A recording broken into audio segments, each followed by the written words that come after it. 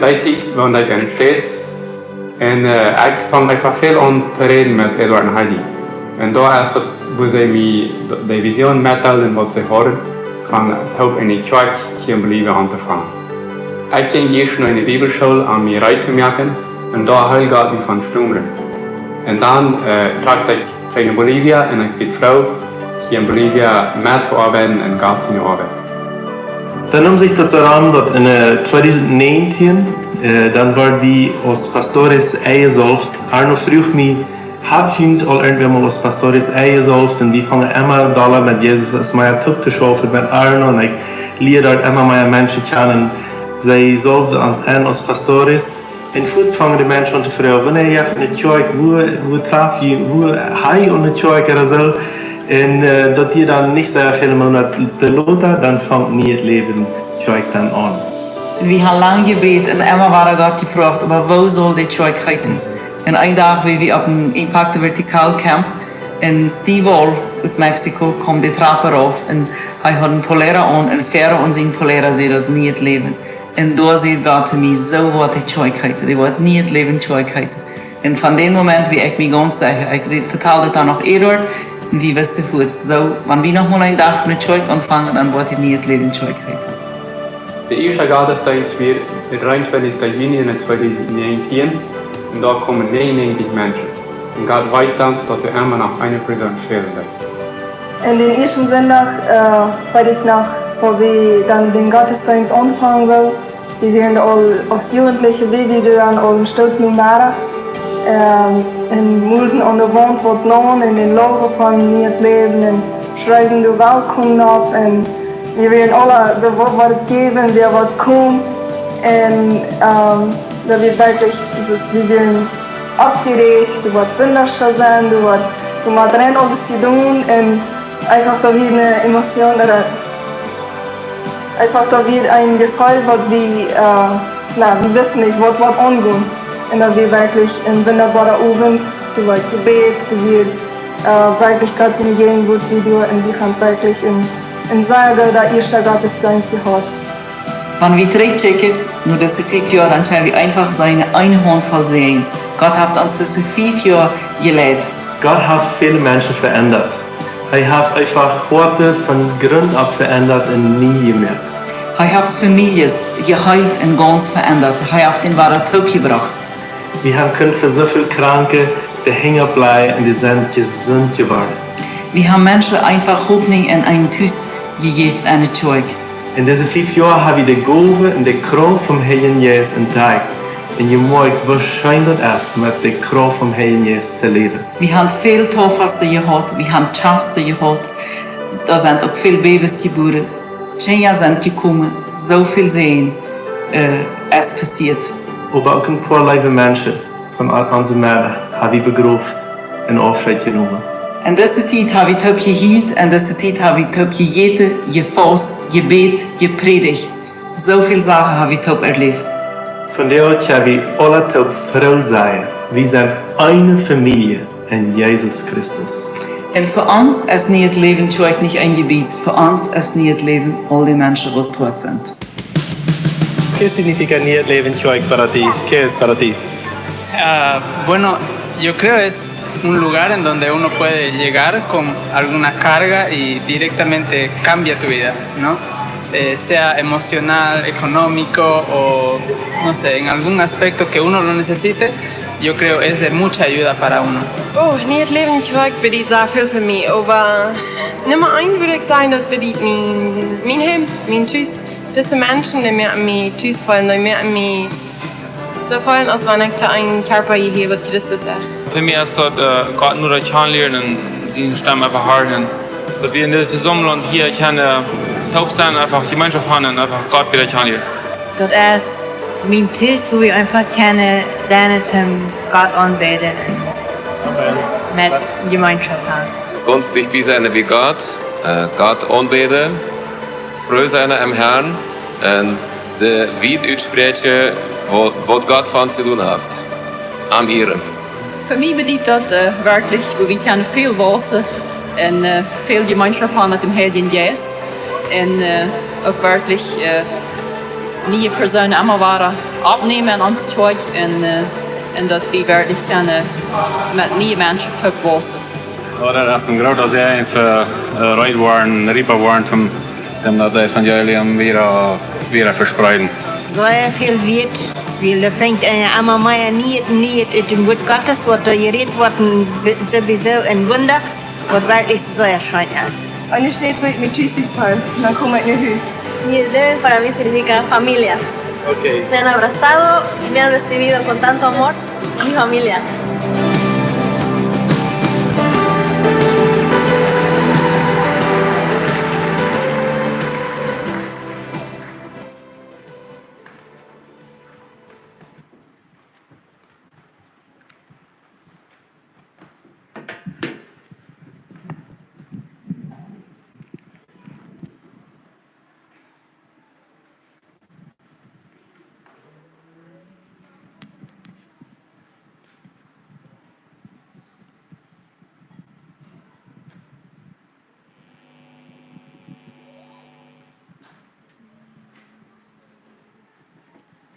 Goedenavond alle. Schön hier te zijn hier waar het laatste avond grand finale des anniversario. Ik wil niet alle aan af te stonen. Die waren nu den tijd aanbeden met leider.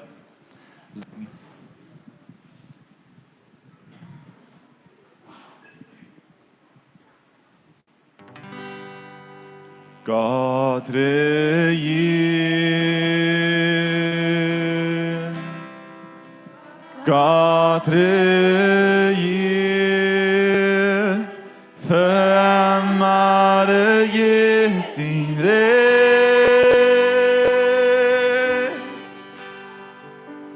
God regeer.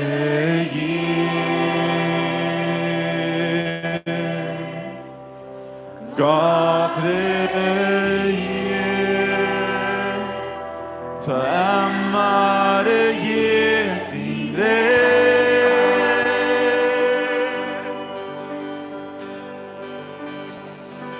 Mil generaciones se postran a adorarle, le cantan al Cordero que venció. Los que nos precedieron y los que en él creerán, le cantarán a aquel que ya venció. Din Namen ist der Höchste, din Namen ist der Größte, din Namen steht über allen Alle Herrscher. Alle Herrscher, den Thronen, alle Machten, im Reichtum, din Namen steht über allen Din Nomas leven, din Nomas höj, din Nomas kropp.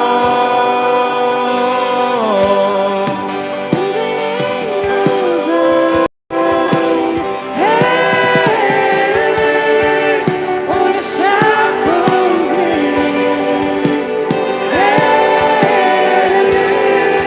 Die Basilike, heilig,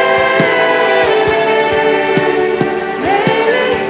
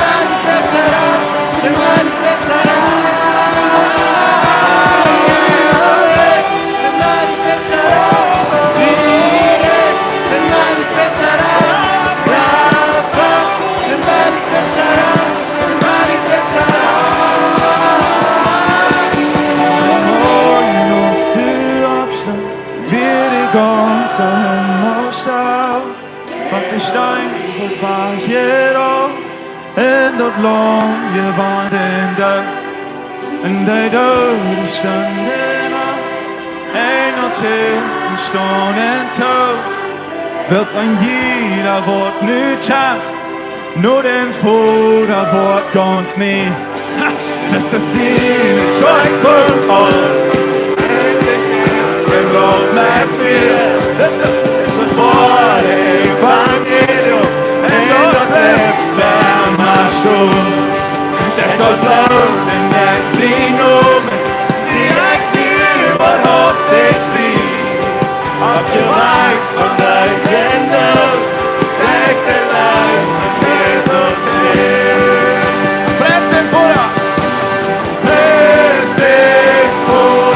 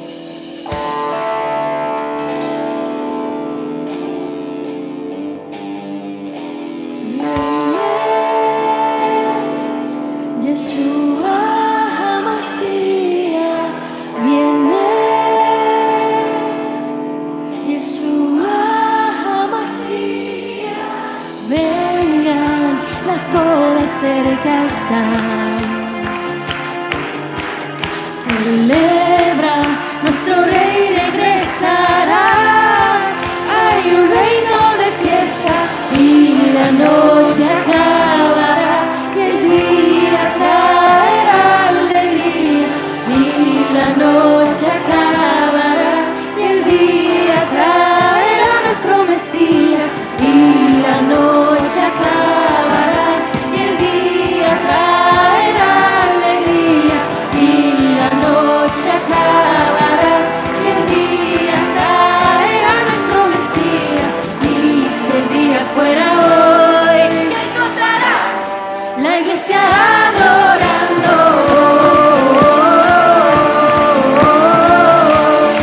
La iglesia adorando. La iglesia celebrando.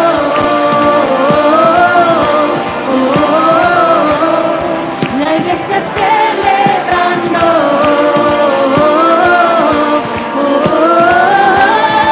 Viene Yeshua HaMashiach, viene Yeshua HaMashiach, viene Yeshua HaMashiach. Komm, wir kassen sein Festlied. Gib mir uns ja nicht Tempo trägt, durch sein Fassen sie legt, in der Nacht der Kampf und eng, der Nacht der Boat grote Fred bringt, in der Nacht der Kampf und eng, der Nacht der bringt ans unseren Messias, in der Nacht der Kampf und eng, der Nacht der Boat grote Fred bringt, in der Nacht der Kampf und eng, der Nacht der bringt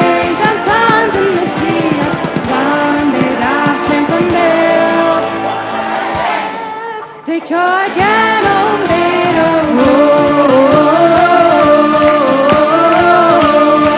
la iglesia adorando,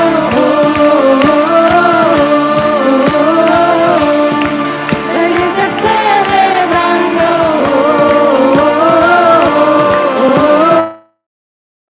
la iglesia celebrará alegría y la noche acabará y el día traerá nuestro Mesías. Y si el día fuera hoy, me encontrará la iglesia adorando,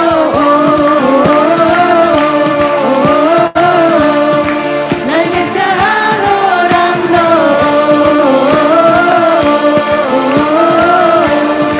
la iglesia celebrando.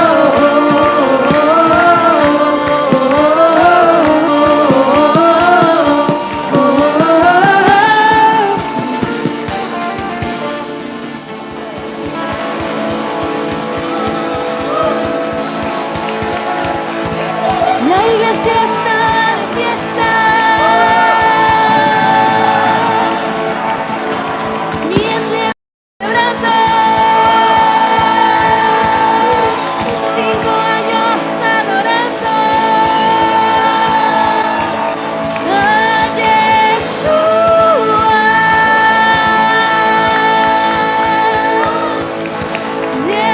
Yeshua. Viene Yeshua HaMashiach.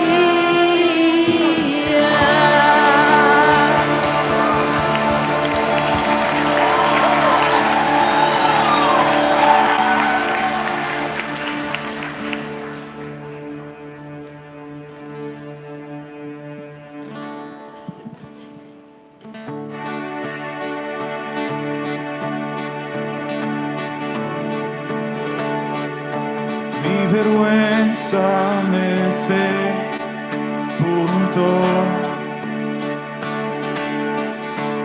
no se buscaba un salvador,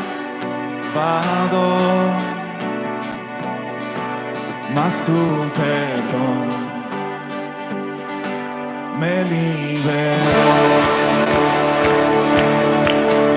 Muerto estaba en mí interior, me escondía de ti, Señor, mas tu perdón me liberó. Tu voz me habló y a la muerte venció. Glorioso día, tu sangre me rescató. Glorioso día,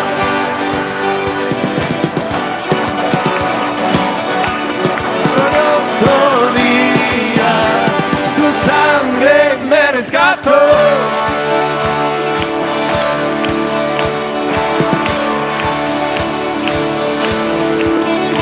Ahora siempre soy en tu amor.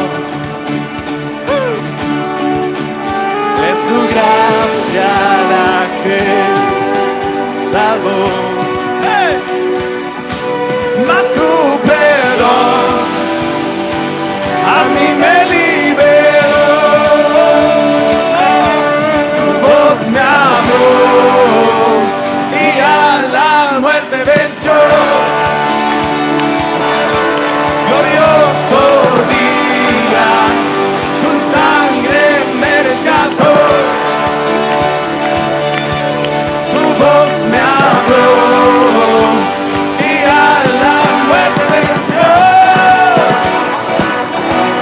Glorioso día, tu sangre me rescató.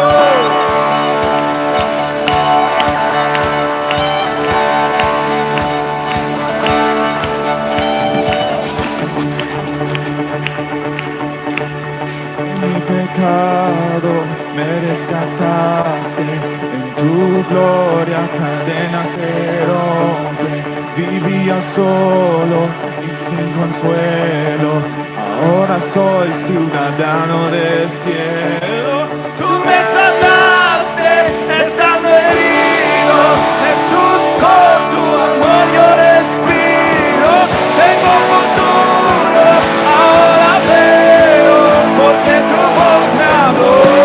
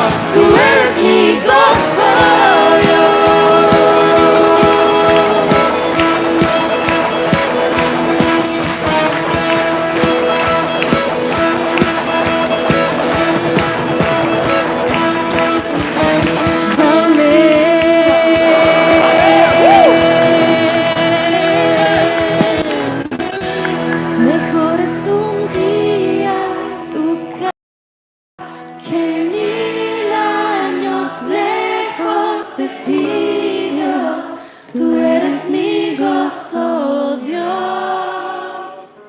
En ti todo es nuevo, borras mi pasado, ya no hay tristeza, tú eres mi gozo, Dios, tú eres mi gozo,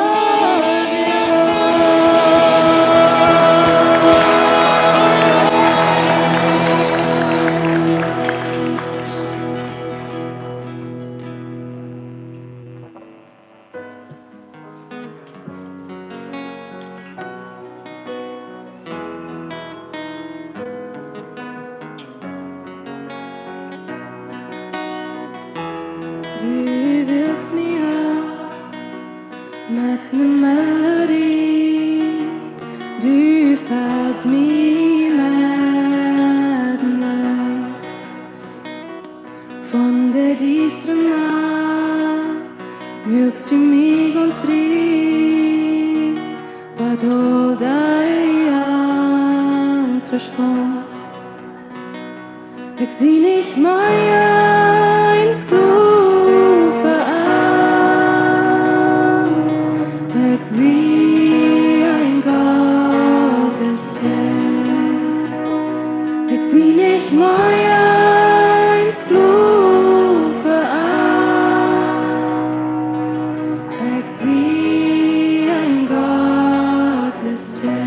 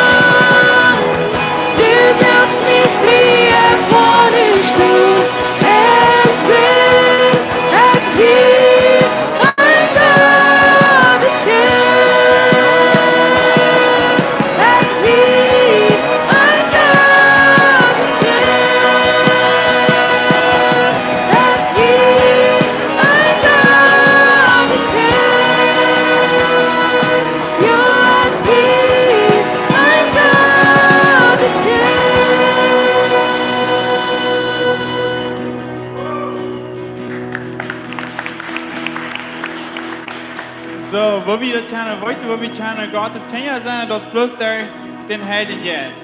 Wenn wir den Stempel haben von den Heiligen Geist, dort wies, dort wir kennen, dort wir Gottes Tænger sein. So, in diesem Abend werden wir uns einfach unterschiedlich lassen von den Heiligen Geist. So, wenn die Dinge über den Tod merken, das, wenn je wel dat je nu het hoofd merken, waar maar wel. Dan zie je heen opmerken einfach. En den Heiligen Geist einfach aanladen en aannemen als een geschenk. En dat we deze stempel hebben van den Heiligen Geist. En dat we reis zijn om de boodschap horen. Dat de Heilige Geist ons leren kan in de boodschap wat we van de hand hebben.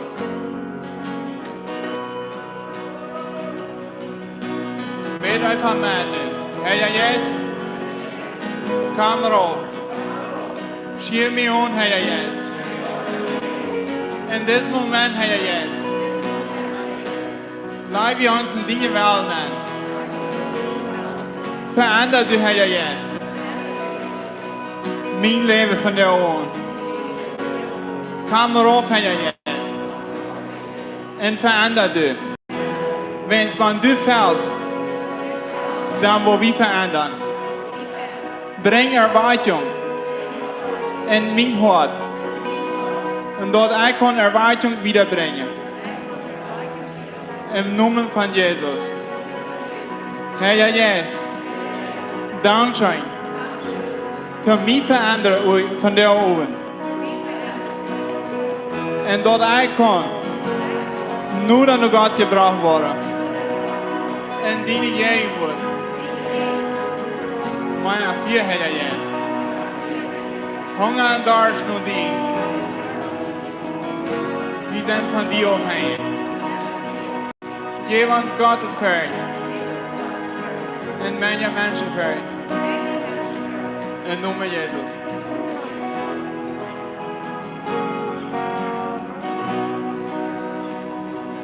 We gaan met een Heilige Geist reden voor de baas.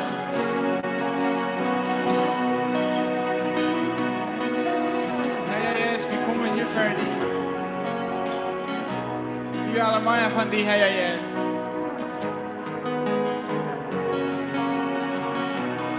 Door wie hongerige mensen worden zijn de Heilige. Door wie kunnen Gottes Dingen aan worden plus 13 Heilige. En dat jeder einer dat van deur ervaren wordt.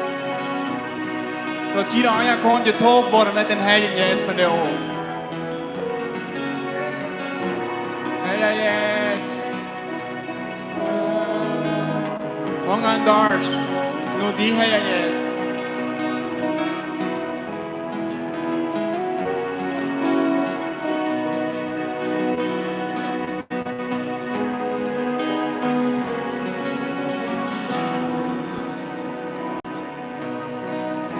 Heilige Geest, mij van die wereld.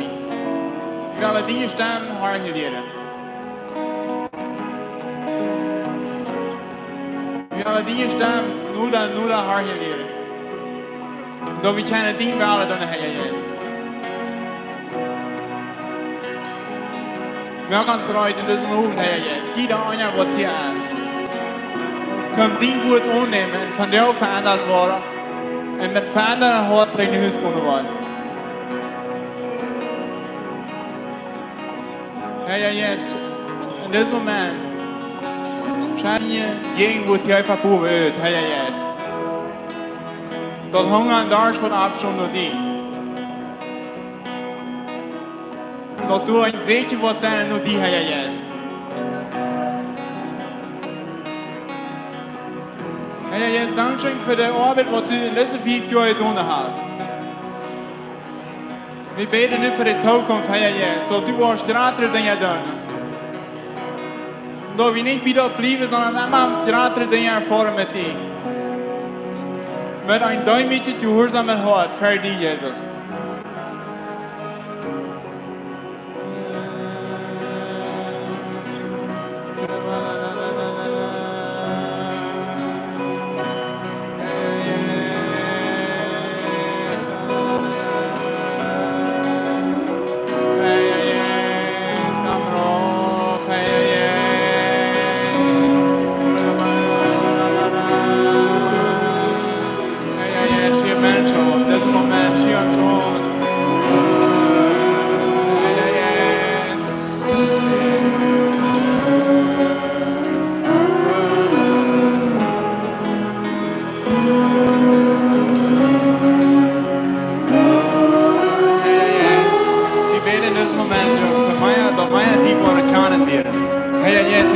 einfach, du wirst den Lohn einfach auch fertig bringen. Dass der Lohn dir einfach was tun wird.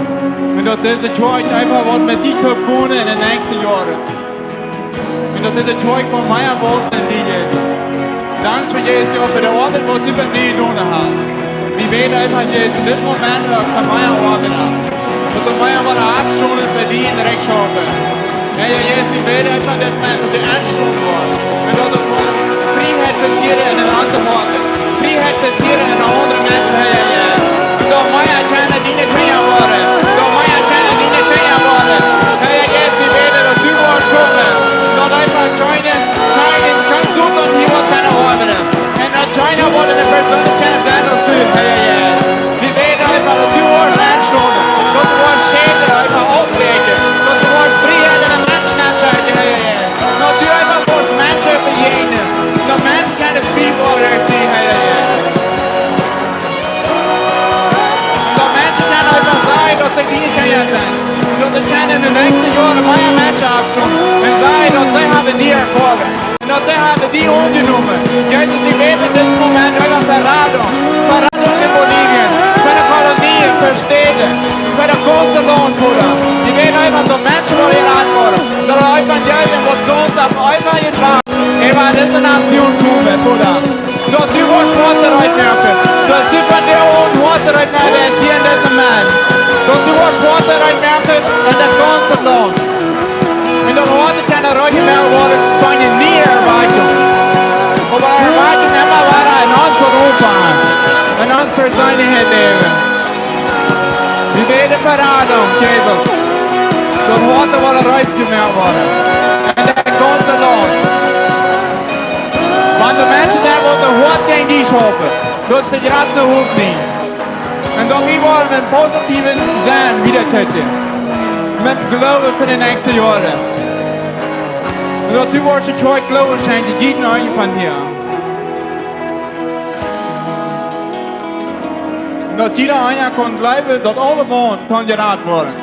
Und dass für die nicht am Ehrlich ist. Wenn du Menschen umschiebst, dann wollen Menschen verändern. Letzter Moment, Herr Jesus. Und einfach diese Menschen alle anschieben, uns alle. In der ganzen Land von der Ohren. So wir können wiedergehen, wenn Gott es fürchtet hat. Und die alle da waren begegnen.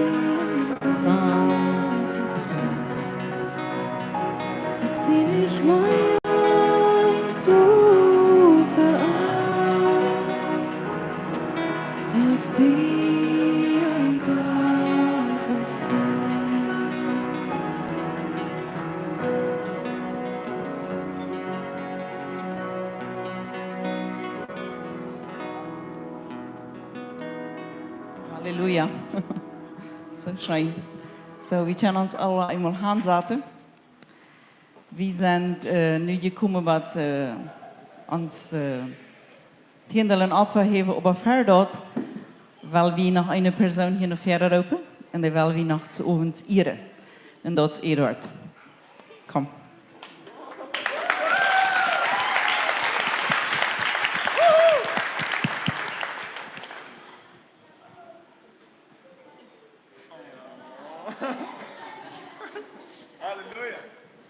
Ik dacht dat we zo'n goede gelegenheid dat we ook als pastoor en dus een avond eren kennen. So, ik ga nog een paar video's gemerkt. Ik vloot dat, wanneer je blus bent.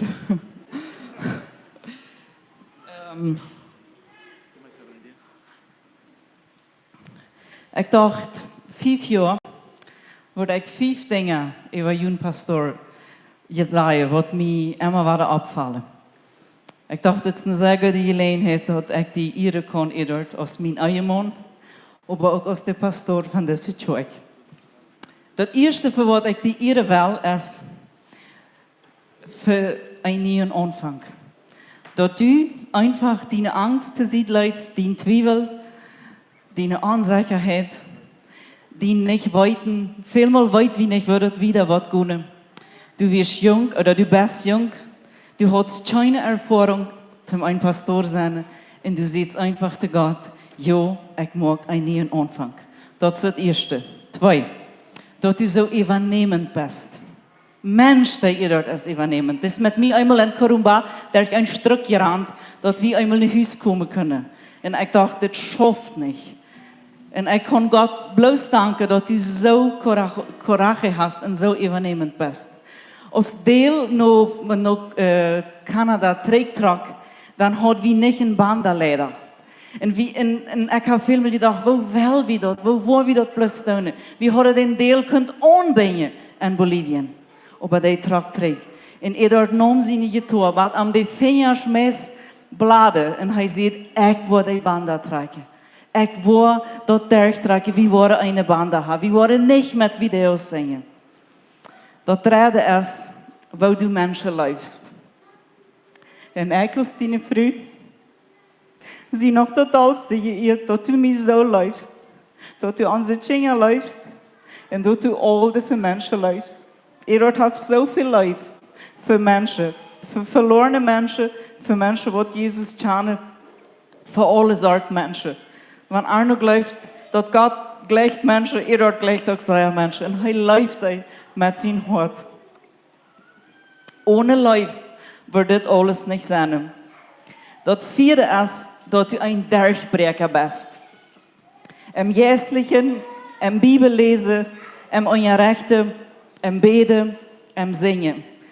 En alle Sinne zei ik immer, wo ihr dort ein Durchbrecher ist. Manchmal denke ich, das schafft nicht, das wird nicht schaffen. Und ihr sagt, ja Heidi, das schafft, wie wurde das Durchbrechen. Und das fünfte ist, dass du Gott mehr gehorchst als Menschen. Auch wenn wir durch schwere Tiden gehen, alle wie von uns, immer wieder sagt er dort, aber ich will Gott seine Stimme hören. Und ich will einfach gehorsam sein für das, was er mir vertraut hat. Und das sind Sachen, die ich an die bewundere und ich will die einfach hören. Und ich habe für ihr dort was gekauft, das wünschte sich all sehr lang. Wenn man mag nicht bloß Geschmack sein, man mag auch noch Schein riechen. So, das ist ein Parfum.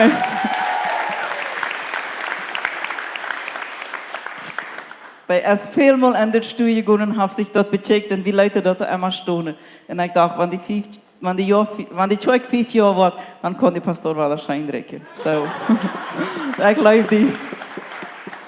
Ein Applaus für Gott, was Gott in ihr sein Leben hat.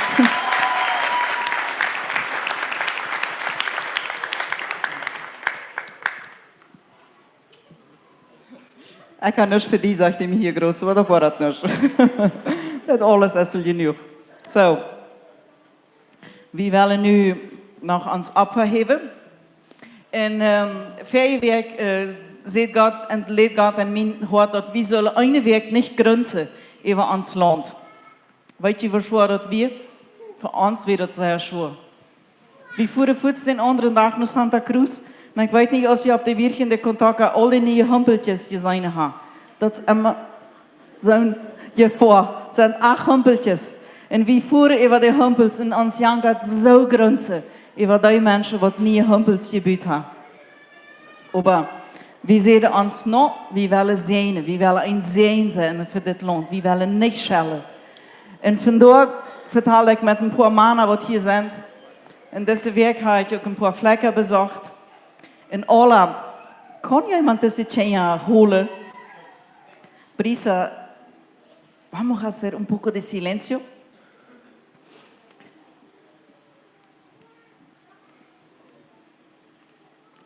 Deze Weg fuhr wir nur ein paar Flecken und wir fuhren da einfach beten und wir weten alle, wo dreig dat ist und wo schwer dat ist in ons Land. Und wir schrien alle naar Regen. Jeder einer von uns. Wenn man dort verwickelt ist, die Farmer, die Ackermänner, jeder einer hat einen Wunsch, dass der Regen kommt. Wir checken im Himmel und wir wünschen uns, dass die Wolken über uns aufkommen. Aber Gott, der ist da noch treu. Und der ist auch in dit Jahr. Und diese 5 Jahre ist das erste Mal, dass wir so ein 3 Jahr haben als Kirche. Aber immer wieder sagt Gott zu mir, ich sehe ihn versorgen. Check auf mich. Check aus Kirche auf mich. Mana von Papes oder wer immer hier sagt, von jene Hisa, checkt auf Gott, wo er uns versorgen wird, auch wann das schwer ist, auch wann das reich ist. Wir haben so viel Grund zum Feiern. 5 Jahre hat Gott uns gelehrt. Und der wird uns auch wieder leiden. Deswegen lese ich eine Phrase, die sagt so, wat nu will ich dankbar sein. Wat 5 Jahre. Von nu an und wieder will ich vertrauen. Und dort ist auch mit uns Geld. Wir wollen Gott einfach anvertrauen. Dort er hat den Kontrolle über den Regen, über die Sonne, über das Wasser und über unsere Puppe. Und wir wollen nu abstehen.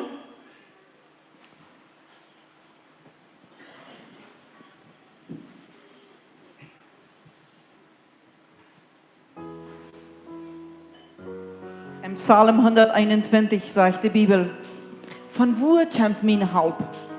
Wer wird mir helfen? Wer wird meine Schulden betalen? Wer wird den Regen schicken? Und der Psalmista sagt, wenn mir Halb fehlt, wo check ich an? Check ich nur die Banken? Check ich nur Prognostikum? Wo check ich an? Check nur boven. Check nur im Himmel. Wenn's der Herr hat immer eine Lösung. Da ist immer Rot. Da ist immer Hoffnung in Jesus. Gott hat immer einen Weg für uns. Und das ist, was wir tun wollen als Kirche.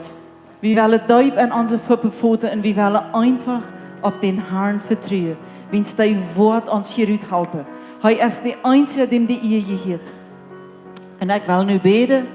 Und ich will diesen Weg, dass wir einen Weg haben, wo wir nicht grunzen, wenn unsere Stapel verdrehen. Mann, fort nicht in den Stapel. In Bet. Grunzt nicht. Solgt eine Maschine an, eine Arbeiter an. Und checkt nun Herr, wenn es das Wort uns nicht verloten.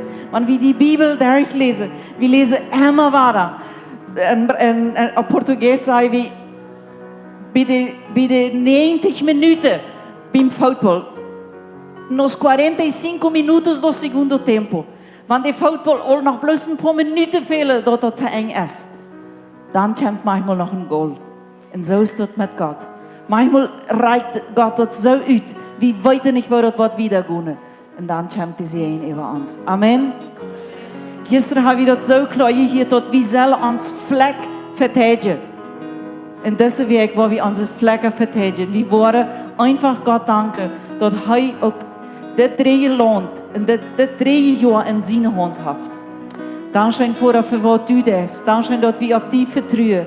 Und dass wir bloß nur die checken brücken. Du bist so gut. Ich danke dir für 5 Jahre. Ich danke dir für die Geschichte von dieser Kirche. Ich danke dir für das, was du von vandaag und wieder hast. Von diesem Weg und wieder. Ich danke dir für die neuen Menschen, die kommen werden.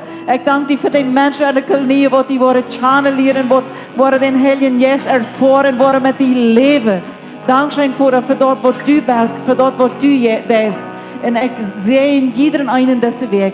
Dass wir aus Mana hier nicht düren, aber dass wir nur die checken, dass wir in der Bibel uns Trost finden und in dein Wort lesen, dass du real bist, dass du wirklich da bist, dass du uns nicht verlässt, du bist uns Versorger in gute Jahre und in schwere Jahre.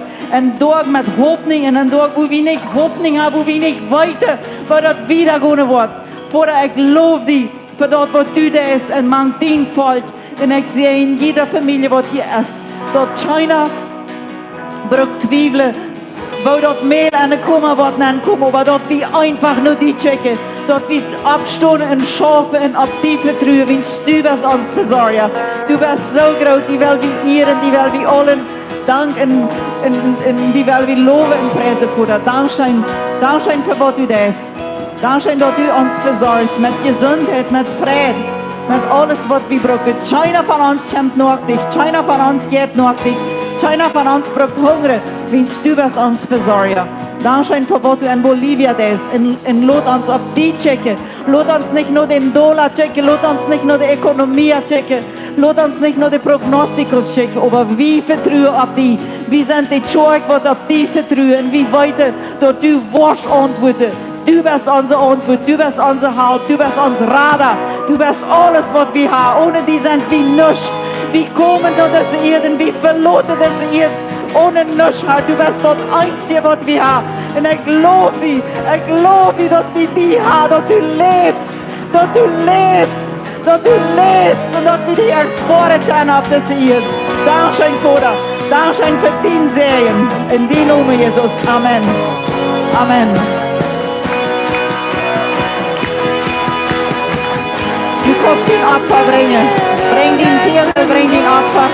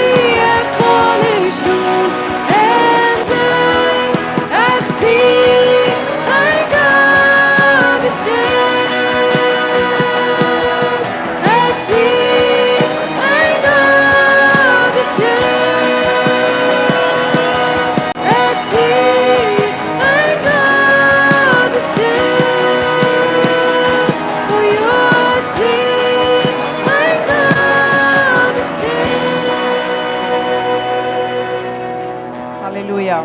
Wir sind alle Gott seine Kinder. Und ich will ihr noch einen Bibelvers verlesen. Als eine gute Pastora will ich noch einmal mit dem Wort lesen. Dann habe ich noch kurz vergessen, ich bin so abgeregt. Ich habe nicht nochmal Hansatte. Deze dag gaf God mijn Bibelvers en dat een poststuk. En dat krijgt we ons leven beschreven. Dit. 2. Korinther 6, van den 8. Vers en wieder. Want die projectie dat hier kan aandagen, dan vraag ik me. 2. Korinther 6, 2 Corinthians 6, a partir del 8. Wir worden geirrt en ook gespot. Van ons wordt goudet en slechtet gereed. Wir worden als zonen die leien aangesteld en reden doch de waarheid. Wir worden als Fremde behandeld en zijn doch bekannt. Wir sind als zonen wat sterven en doch leven. Wir worden geschlagen, aber kommen nicht an. Wir worden treurig gemacht, aber sind immer froh. Wir sind arm en doch worden viele durch uns reich. Wir haben nichts en doch gehört uns alles. Ich dachte, das ist ein Vers und ich dachte, dass wir kriegt La Vida de Pastor. Und ich will ihr dort sehen. Dankeschön. Regina Harms. Heute Regine oder Regina? Wo sind Gottes Kinder? Die Gröte dürfen satten bleiben. Bloß die kleine Gottes Kinder. Tego mit den Coronas. Komm. Die bist auch ein Gotteskind. Oh, die Gotteskinder, die nicht gratis sind, die dürfen nicht fernkommen. Musst du hier noch nennen? Claro. Venga.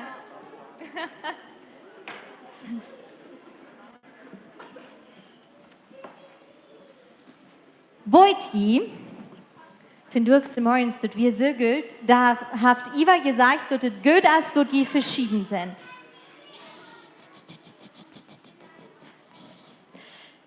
Iva habt gesagt, dass es gut, dass die verschieden sind. Stimmt das? So, je sind aber alle Gottes Kinder, oder? So, du das bei allen überreuen, oder? Und wollt ihr nochmal denken, wie Motte überreuen sind, aber das stimmt ja gut, oder? Wenn Leute haben wie von Duxemorgens gesungen, wollt ihr das noch? Wer wollt das? Wenn Leute haben wie von Duxemorgens gesungen? Nee. Ja, bist du dick oder bist du denn? Und wollt ihr wollt, wir denken immer, die größten Menschen wollten nur alles. Du verkündet man was sein. Das stimmt nicht. Das ist nicht vor.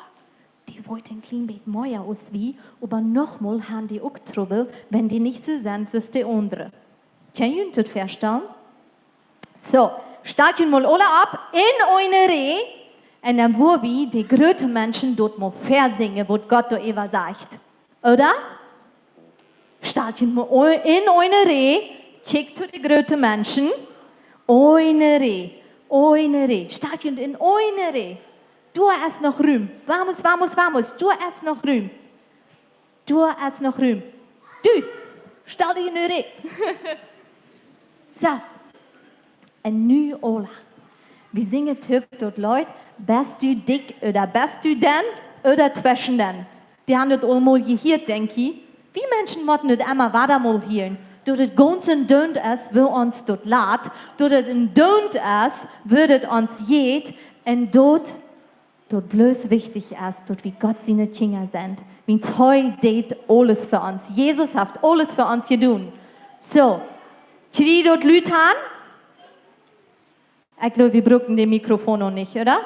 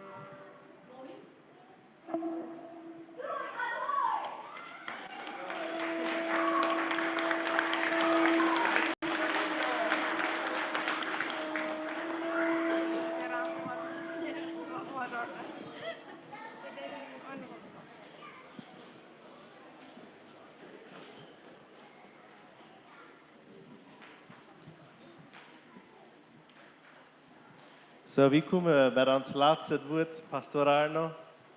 Ik zie eruit dat te schreeuwen.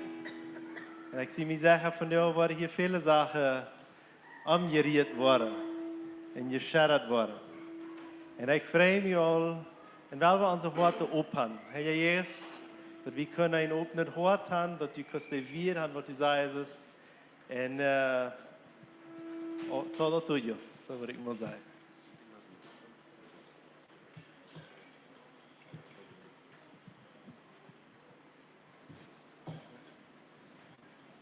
Novend vriend zei dat we hier zijn en mocht hij willen om afstaan bitten. En we willen aanvangen met, we zijn al lang aangevangen, mijn ook, en mocht met u bidden. Amém?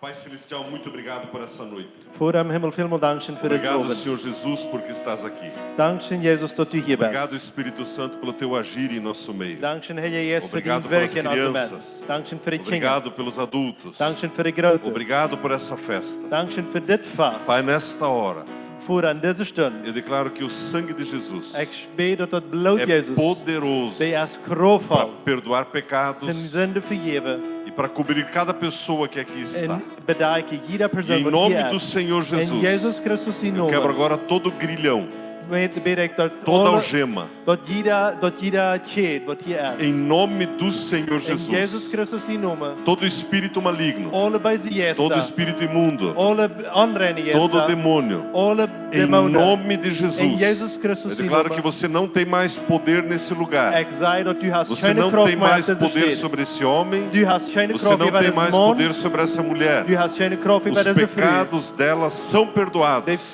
De zonde van deze mensen zijn vergeven. Hoje é um novo começo. Van jou is een Hoje é frisse um novo aanvang. tempo. Van jou is een Hoje frisse começa uma tijd. nova história. Van jou vangt een frisse tempo de geschichte aan. paz.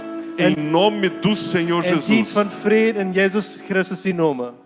Eu quero convidar a vir aqui à frente. Ik wil vragen dat u kost naar Se verder você komen. está com dor de cabeça, bem agora. Wanneer u nu kapriting hast. Se você está com vontade de vomitar. Wanneer u kotsen was, kaltje Se was. você sente um peso nos teus ombros. Wanneer u een weg hebt die een schulter vinger Se você tem medo do escuro. Wanneer u angst hast voor het Se você donkere. tem medo de ficar sozinho. Wanneer u angst hast voor alleen zijn. Se você tem um medo muito grande da morte. Wanneer u grote angst voor een dood E hast. você tem a impressão que qualquer momento vai morrer. En u hast de gedanke, du kunt irgendwann sterven. Venha para cá, nós queremos orar Kom com hier naar você. verder, we willen met die Não beden. tenha vergonha. Heb geen Venha para cá. Kom naar verder. Essa é uma noite de liberdade. Dit is een De avond van libertação. vrijheid. Van Você que vrijmaken. sente uma culpa muito grande. Du wordt een grote schuld Você voelen que is. sente uma tristeza muito grande. Wordt een grote treurigheid Uma voelen is. tristeza maior do que o agricultor com a falta de chuva. Dat is een grotere treurigheid als een buur valt, want du niet Você gereden que se hebt. sente oprimido. Du wordt je in direct Sai do vast. seu lugar, venha para cá, nós queremos orar com você. Kom van die steden uit. Não tenha Kom hier naar vergonha. verder, we willen voor Esse é die o beden. momento de libertação. Du brukst niet angst hebben. Du Aproveite brukst essa je niet schämen. oportunidade. Dit is een moment van Jesus vrij está nesse worden. lugar. Jezus is op É uma deze noite de steden. liberdade. En dit is een Venha para cá, avond nós van queremos vrijheid. orar por você. Kom hier naar verder, we Nós willen voor vamos die ter um beden. louvor. We worden aanbidden gaan. Enquanto temos esse louvor, En während wir das você aanbidden pode sair gaan. do seu lugar. Kost u van die Você que se steden sente uitkomen. oprimido. Du wordt in Você direct que se vast. sente fraco. Dat du wordt u Você zwak que sente, voelen is. pastor, eu não tenho mais força para ir adiante. En du zegt, ik ga niet meer mijn Venha kracht para en cá, wieder nós queremos gaan. orar por você. Kom hier aan, met Jesus está nesse lugar. Jezus Essa é is uma hier. noite de libertação. En dit is een avond Não van vrij desperdice worden. essa oportunidade. Laat deze Eu vou descer aqui gelegenheid com o niet Edward. voorbij gaan. Ik wil met Edward E hier eu vou afkomen. esperar você aqui na frente. En ik wil hier Eu naar die quero impor wacht. as mãos sobre a sua vida. En ik wil E die você vai sair hang opleggen. liberto desse En lugar. du was van deze Você stuk vai sair vrij feliz uitkomen. desse lugar. Du was vrouw Você vai hier sair uitkomen. confiante desse En lugar. du was met vertrouwen Nós hier vamos uitkomen. adorar a Deus We worden com God mais esse aanbidden. cântico. Met dit Enquanto isso, vem aqui, nós dit queremos lied. orar por você. En während dem kost u komen en we willen voor die beden.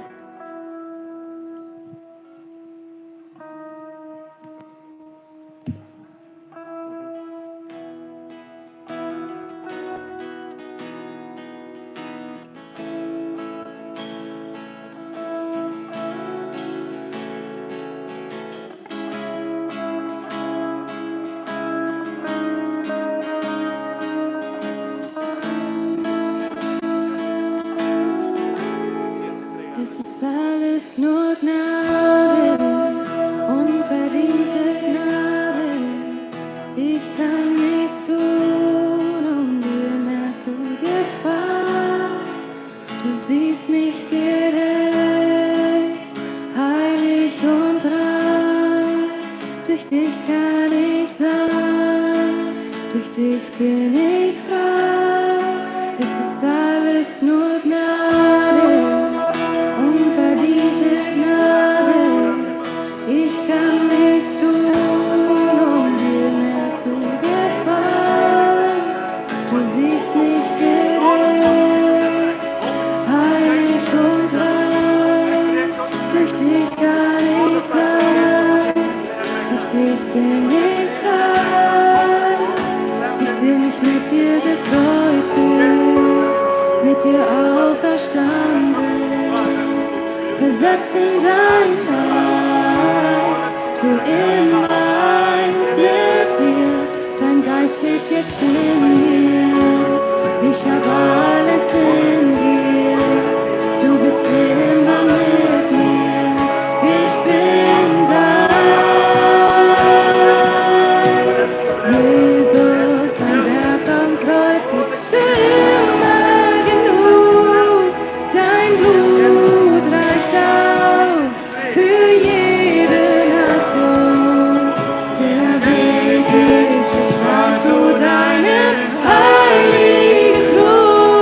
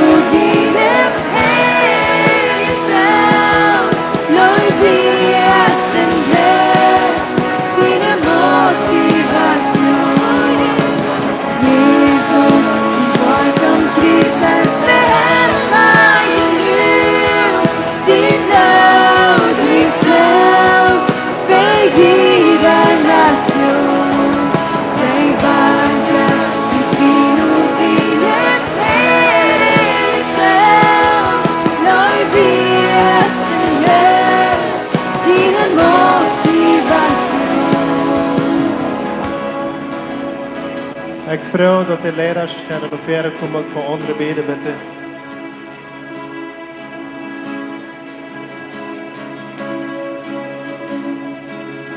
Ik hou Gottes gloed in seine Gerechtigkeit gekregen, kon u en de kracht van nieuw leven herrschen. Ik zie nu kans geloof, maar dat kon mij niet hullen. De vriend heeft niets meer in mij. Ik zie vredig Jezus. Ik hou Gottes gloed in seine Gerechtigkeit gekregen, kon u en de kracht van nieuw leven herrschen. Ik zie nu kans geloof, maar dat kon mij niet hullen. De vriend heeft niets meer in mij. Ik zie vredig Jezus. Ik hou Gottes gloed in seine Gerechtigkeit gekregen, kon u en de kracht van nieuw leven herrschen. Ik zie nu kans geloof, maar dat kon mij niet hullen. De vriend heeft niets meer in mij. Ik zie vredig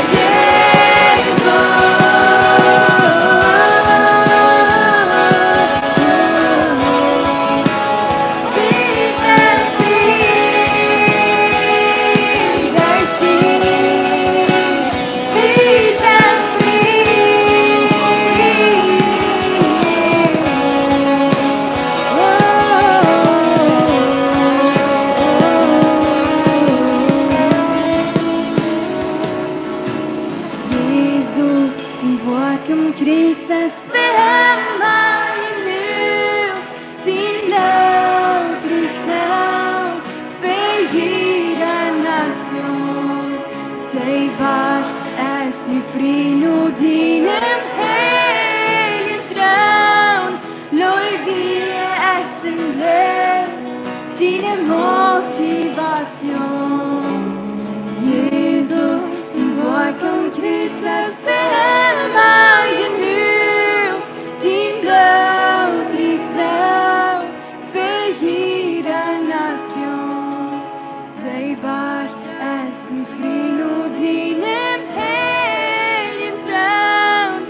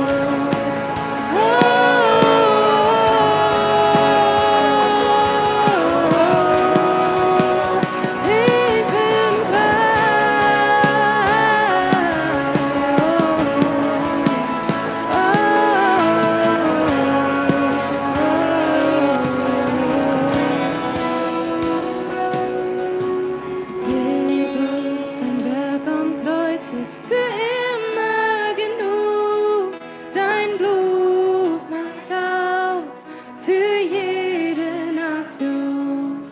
Der Weg ist jetzt frei zu deinem heiligen Thron. Liebe war, ist und bleibt deine Motivation. Oh Jesus, Jesus, dein Werk am Kreuz ist für immer genug. Dein Blut reicht aus für jede Nation. Der Weg ist jetzt frei zu deinem heiligen Thron. Liebe war, ist und bleibt deine Motivation.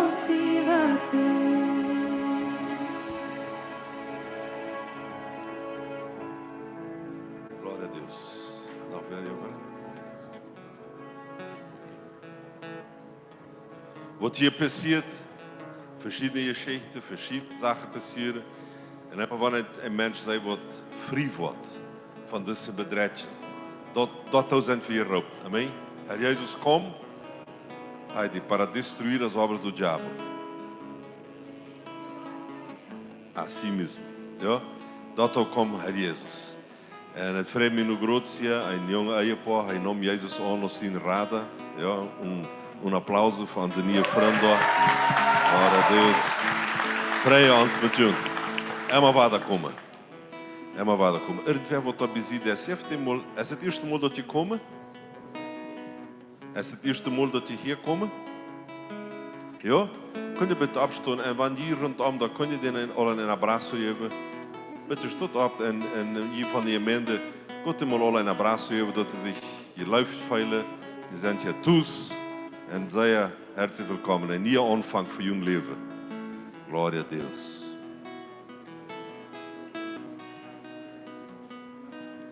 Glória a Deus.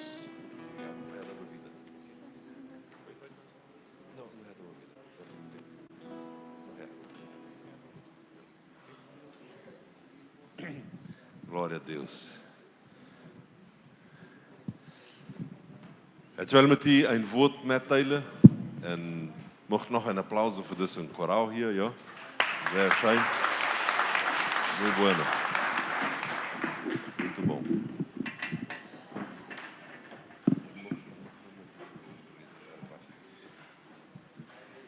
En hij zei je 5 zaken over Eidort en het hield meest met ook. Maar een heeft ze vergeten, Eidort maakt de beste pizza wat hij kan. Ja? Want de hongrig bent, dan gaan we Eidort in huis, daar fehlt niemals eten. En hij maakt de beste pizza's wat hij heeft. Ja, dat is nog de zachte kwaliteit wat we niet. Dat is voor het ja, oké, dat kunnen we niet vergeten. Maar we vrij ons zo zeggen met jullie voor deze Geburtstag. Vol aan vrienden wat we al kennen en nieuwe vrienden wat we immer maken. En vanavond wil ik met jullie reden over Lukas 14 van 16 tot 24. Edward Matswada komen. Bitte. Lukas, hier. Pas op mij ook niet. Ah, hier is die. Lukas 14 van 16 tot 24. Hij zei, du bist immer right om arbeiten, dan dat we dat mal weiter bewijzen. Lukas 14, 16 bis 24, sei so. Dan zei Jesus te hem, du wie een man die een grote ovenkast uitrijdt en vele door touw aanloopt. En als dat eerst tijd weer te eten, schickt hij zijn dingen, die te zijn, die door aangeloot werden, die zullen komen. Willst dat wir nu alle rijden? Maar die vangen alle aan, zich einen um anderen te entschuldigen. Die eerste zegt, ik heb een stuk land gekauft en moet kunnen dat bezuinen. Ik vrouw die mij te entschuldigen. Een andere zegt, ik heb 5 paar assen gekauft en ik zie op dem weg aan de uit te roepen. Ik vrouw die met mij te entschuldigen. Nog een andere zegt, ik heb mir eine frühe Fried, deswegen kann ich nicht kommen. Dann kam der Knecht und verteilt seinem Herrn das alle. Dann war der Hauswirt da und sagte zu seinem Knecht, er soll schwinden auf der Weg in Staatsgassen gehen und die armen, lahme Krepels und Blingen nanbringen. Dann sagte der Knecht, Herr, ich deut, was du befiehlst, du hast aber noch Ruhm. Dan zei de haar te den knecht, go nach Rüd op de Hoogweg en hingen de haken en tieningen en bedwing aan nem te komen dat mijn huis vol wordt. Wils ik zei junt, dat niet einer van die, der door eingeladen werden, mijn ovenkast schmeiken wordt. Amém. Auf Portugiesisch, obrigado. Auf Portugiesisch sagt es, anstatt Onkast, sagt es Boda, oder das meint eine Chast. Und Jesus, braucht viel von so eine Beispiele, was alles passieren wird. Und von was redet Jesus hier? Er redet von einer Chast, was passieren wird, von einem Onkast. Und das ist eine sehr, sehr wichtige Gelegenheit, was passieren wird. Wenn wir eine Chast machen, das Erste, was man braucht, und ich weiß, hier sind sehr, sehr viele Chasten passieren hier, ja. Das Erste, was passiert, dann musst du eine Liste de convidados machen. Dann musst du was? Wem wirst du einladen? Ist nicht so? Ja. Und dann fängt der Bock an. Ist nicht so? Dann, ja, dem Onkel, dem musst du bestimmt einladen. Der hat gute Geschenke. Ja. Aber ja, nicht, den werden wir nicht einladen. Der hat alles auf. Der wird der Tort fertig Onkels abbitten. Und dann fängt das an. Aber dem, Jan will es nicht einladen. Aber den werden wir, den Freundschaft, der hat so lange nicht sein. Und meistens ist der Brut, was sich damit Sorge macht. Oder der Mama oder der Papa. Der Brigum, dem ist meistens ein Don't. Ja. Ihm ist es wichtig, dass der Brut da ist. Ja. Und er denkt an andere Sachen. Ja. Aber das ist so. Wenn man eine Chast macht, dann macht eine Liste de Casamento. Dann macht eine List von Eingeladenen sein. Eine Liste von Eingeladenen. Und manchmal passiert es mit uns, es ist nicht so passiert, besonders mit Frühes. Manchmal sind ein paar Chasten passiert und du dachtest, du wirst eingeladen worden und hat die vergeten. Haben die nicht eingeladen. Und du wirst traurig. Ist das nicht also mit dir passiert? Hast du wieder eine gute Freundin oder einen guten Freund und mit einmal haben sie die nicht eingeladen zu ihrer Chast. Passiert zwischen uns, nicht so? En hij zegt, groot de andere vrienden alle eingeladen, aber die nicht. Und ich habe eine gute Nachricht für die von der Abend. Zu dieser Chast sind wir alle eingeladen. Amen. Hier sind wir alle eingeladen. Das ist die wichtigste Chast, was passieren wird. Und Jesus hat die Liste gemacht und die Name, mein Name ist auf dieser Liste. Und wir wollen da sein. Und das wird wunderbar sein. Und wir können uns reit machen. Ja, jeder kriegt alleen een parfum vandaag. Andere maakt zich anders reit. Maar wie maken we ons reit? We gaan noden naar Brigum. We gaan noden naar zijn woord, naar zijn arbeid. En de Bibel zegt ons heel ganz interessant. De vader van deze chast, van deze onkast, hij schenkt zijn arbeider toen de mensen aanladen. Nu past mal zei op, we zijn alle eingeladen. Aber dann sagt uns die Bibel hier was ganz Schweres. Die sagt uns von 3 Gruppen Menschen, die wir auf der Liste, die wir wichtige Menschen, die wir eingeladen, die ja nur wir auf der Liste, aber ganz toll sagt die Bibel uns, die wären nicht bei der Chast gewesen. Was passiert, wo ist das möglich? Wenn wir bloß hier von dieser Chast, wo Jesus mit seiner Brut diese Chast führen, und seine Brut sind wie, ist die Church, und wie freuen uns darüber? Wie mochten dat deze dag vandaag worden zijn? Op een mondje van ons kunnen dat verpassen. En de Bibel zegt ons 3 zaken. Wat passiert, en deze zaken passieren wat vandaag nog in jede gemeente. Dus servo, dus arbeider. Deiner. Dus deiner, hij eens roet en eens de mensen roepen. Hey, kom, nu is de tijd voor de chast, alles is right. Dit is de tijd. En de eerste groep, de eerste eingeladen, zegt, weet je, maakt me een schulje. Dit wordt een schulje, waar we dat op Hebreeuws, dat en Griechisch, wat het werkelijk meint, dat meint una scusa non verdadera, een uitred. Eine Uitred, ja. Dat is niet een schulme, dat is een uitred. Stel die für eine uitred uitvinden, toen niet bij deze chast zijn. Die Bibel sagt uns nicht, wie lange diese Einladung da wird. Die Bibel sagt uns, das Deiner laut diese Menschen an und der Erste sagt, weißt du, machst mir eine Schuld. Ich habe groß einen neuen Fleck gekauft, einen neuen Kamp gekauft und er muss es unbedingt sein. Ich habe groß einen neuen Haus gekauft und er muss unbedingt da sein. In de jaar 1993 had ik de gelegenheid in Korea do Sul zijn. Südkorea. Zuid-Korea. En dort sind je dus het grootste Church van de wereld. Daar is dus een prediger, die is nu gestorven, die heeft paar jong geschoven, vielleicht Teile von dem gelezen. In dem Sinne Church sind über 1 Million Glieder. Und das Mann vertelt uns was ganz Interessantes dann. Und er erzählt von ihm selbst. Seine Gemeinde war Südkorea in den 60 und 70 Jahren schrecklich arm, sehr viel Hunger. Und das Mann, mit den Kindern angefangen an zu beten, dass sie Ries hatten zum Eten. Und der Ries kommt. Und dann beten sie für eine Kommtje um den Ries zu nehmen. Nachher beten sie für ein Lepel um den Ries zu Kommtje. Dann beten sie für ein Dash, so schrecklich arm werden sie. Dass sie das Kommtje mit den Ries, mit den Lepel da. Und dann beten sie für einen Stuhl. Und die Sache passiert. Und die Menschen betierten sich. Und das Church, wie bekannt, von dem größten Gebetsmovement von der Welt. Dort in Korea do Sul, Südkorea. Aber was passiert? So ist mit allen Gemeinden passiert. Die Menschen fangen an zu prosperieren, rich worden. Rijk te worden, ja. Rich zu worden. En dan veel niet meer ries, nu heeft hij een auto, dan heeft hij de tweede auto, dan heeft hij motorrad, tweede motorrad, nu heeft hij een huis hier, een huis op een kamp, een huis op meer, een huis op een boy. En met einmal fangen die Menschen an, nicht mehr so sehr zur Church kommen. Wie schließlich, du musst abpassen, auf das Haus, auf den Fleck, auf den Motorrad, auf das Schep, da muss alles abgepasst werden. Und krijgt die Zeit, die Church fängt an so rauf zu gehen.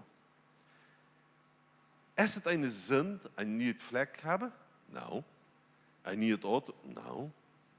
Aber wenn das zwischen die und die Raub ist, dann passen wir sehr ab. Und das muss ich verzeih mir, es war nicht gehen. Es muss auf meinen Fleck gehen. Wie viel Mal sind wir alle nicht bei der Andacht gewesen, wie es musste sein, dort nie, was wir gekauft haben. Und wir machen da ein Churrasco für unsere Freunde, ein Assade für unsere Freunde. Und wir gehen nicht zur Church. Den nächsten Sonntag war er nicht. Und den anderen war er nicht. Mit einmal ist es mal so 6 Monate vorbei, was man dann abweicht. Die zweite Gruppe sagt, weißt du, machst mir Schule, ich habe 5 neue Osse gekauft. Das von da schnell wird sagen, weißt du, ich habe mir groß einen ganz neuen John Deere gekauft. Den muss ich unbedingt proben. Schließlich wollte ich einen Käse, aber ich kaufe mir einen John Deere, aber ja, oder ein Massey Ferguson, oder was. Ich habe mir das gekauft, ich muss das unbedingt, wenn ich das nicht nur proben, dann ist mein Leben zu ein. Ja? Dann ist mein Leben zu ein. Machst mir Schuld, ich will nicht kommen zu diesem Just. 5 Jahre, Geburtstag von Church, nein, ich muss unbedingt mein neues Auto proben. Ich habe nur ein neues Toyota Sequoia gekauft, ein ganz neues. Oder ein Forerunner, ja, was noch will ich haben. Oder sag mir, was musst du für Auto haben? Aber was Auto musst du haben? Ein was? Ein Mercedes, ja, was für Toyota? Ich rede von Toyota, sie wollen Mercedes, ja. Ein Chevrolet. Ja. Weißt du, ich habe große mir gekauft, ich muss dem ausproben. Hier auf der Transkon in 2 Stunden Bad Brasil fahren, dann eine halbe Stunde, ich muss das mal ausproben. Ja, das ist ein sehr, das ist schrecklich, ja. Ich habe gesagt, ich wie ein Auto, mein Papa sagt, das ist das schönste Auto von der Welt. Ich habe mein Papa so, Mensch, denke ich mir, ich habe das schönste Auto. Dan vroeg ik pa, hoe schwindt valt het? Dat is het schwindste auto. Denk je, wat dat is het schwindste auto. En wenn zo'n Autos, wenn zo'n Sachen manchmal, sagen wir, ich will nicht mehr sein. Ich will keine Abgabe an der Church. Ist das eine Sünde in ihr Auto? Nee. In ihr Traktor? Nein. Aber wenn diese Sachen, die weich nehmen, von dort, wo der Herr die geraubt hat, passt sie ab.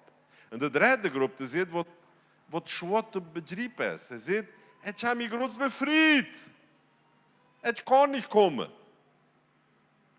Er vertelt das Welt mit einem Brigum. Und er sagt, weißt du, was tust du an deine Brut, was tue ich bei der Church? Wir tun das, wir tun das. Okay, wenn ich ihn befreie, dann nimmst du noch mehr Abgabe in der Church ab. Aber Pastor, du siehst befreit. Na ja, kriegt das wens. Die meisten jungen Leute, die sich befreien, zum Beispiel, junge Leute singen hier dann, ja. Der erste, was sie dann, der erste Monat, Eduard, wir waren nicht mehr sehen. Warum? Nu sind wir befreit. Und dann, nu moeten we op de bevriende mensen zeggen oppassen. Aber der hier nicht ab, te spazieren, naar Santa Cruz fahren oder in de Boy oder am Strand. Pas sehr ab. Und besonders du, wat jong befried bist, sogar deine Frau, darf nicht zwischen die und dort, was Gott von dir will haben, bleiben.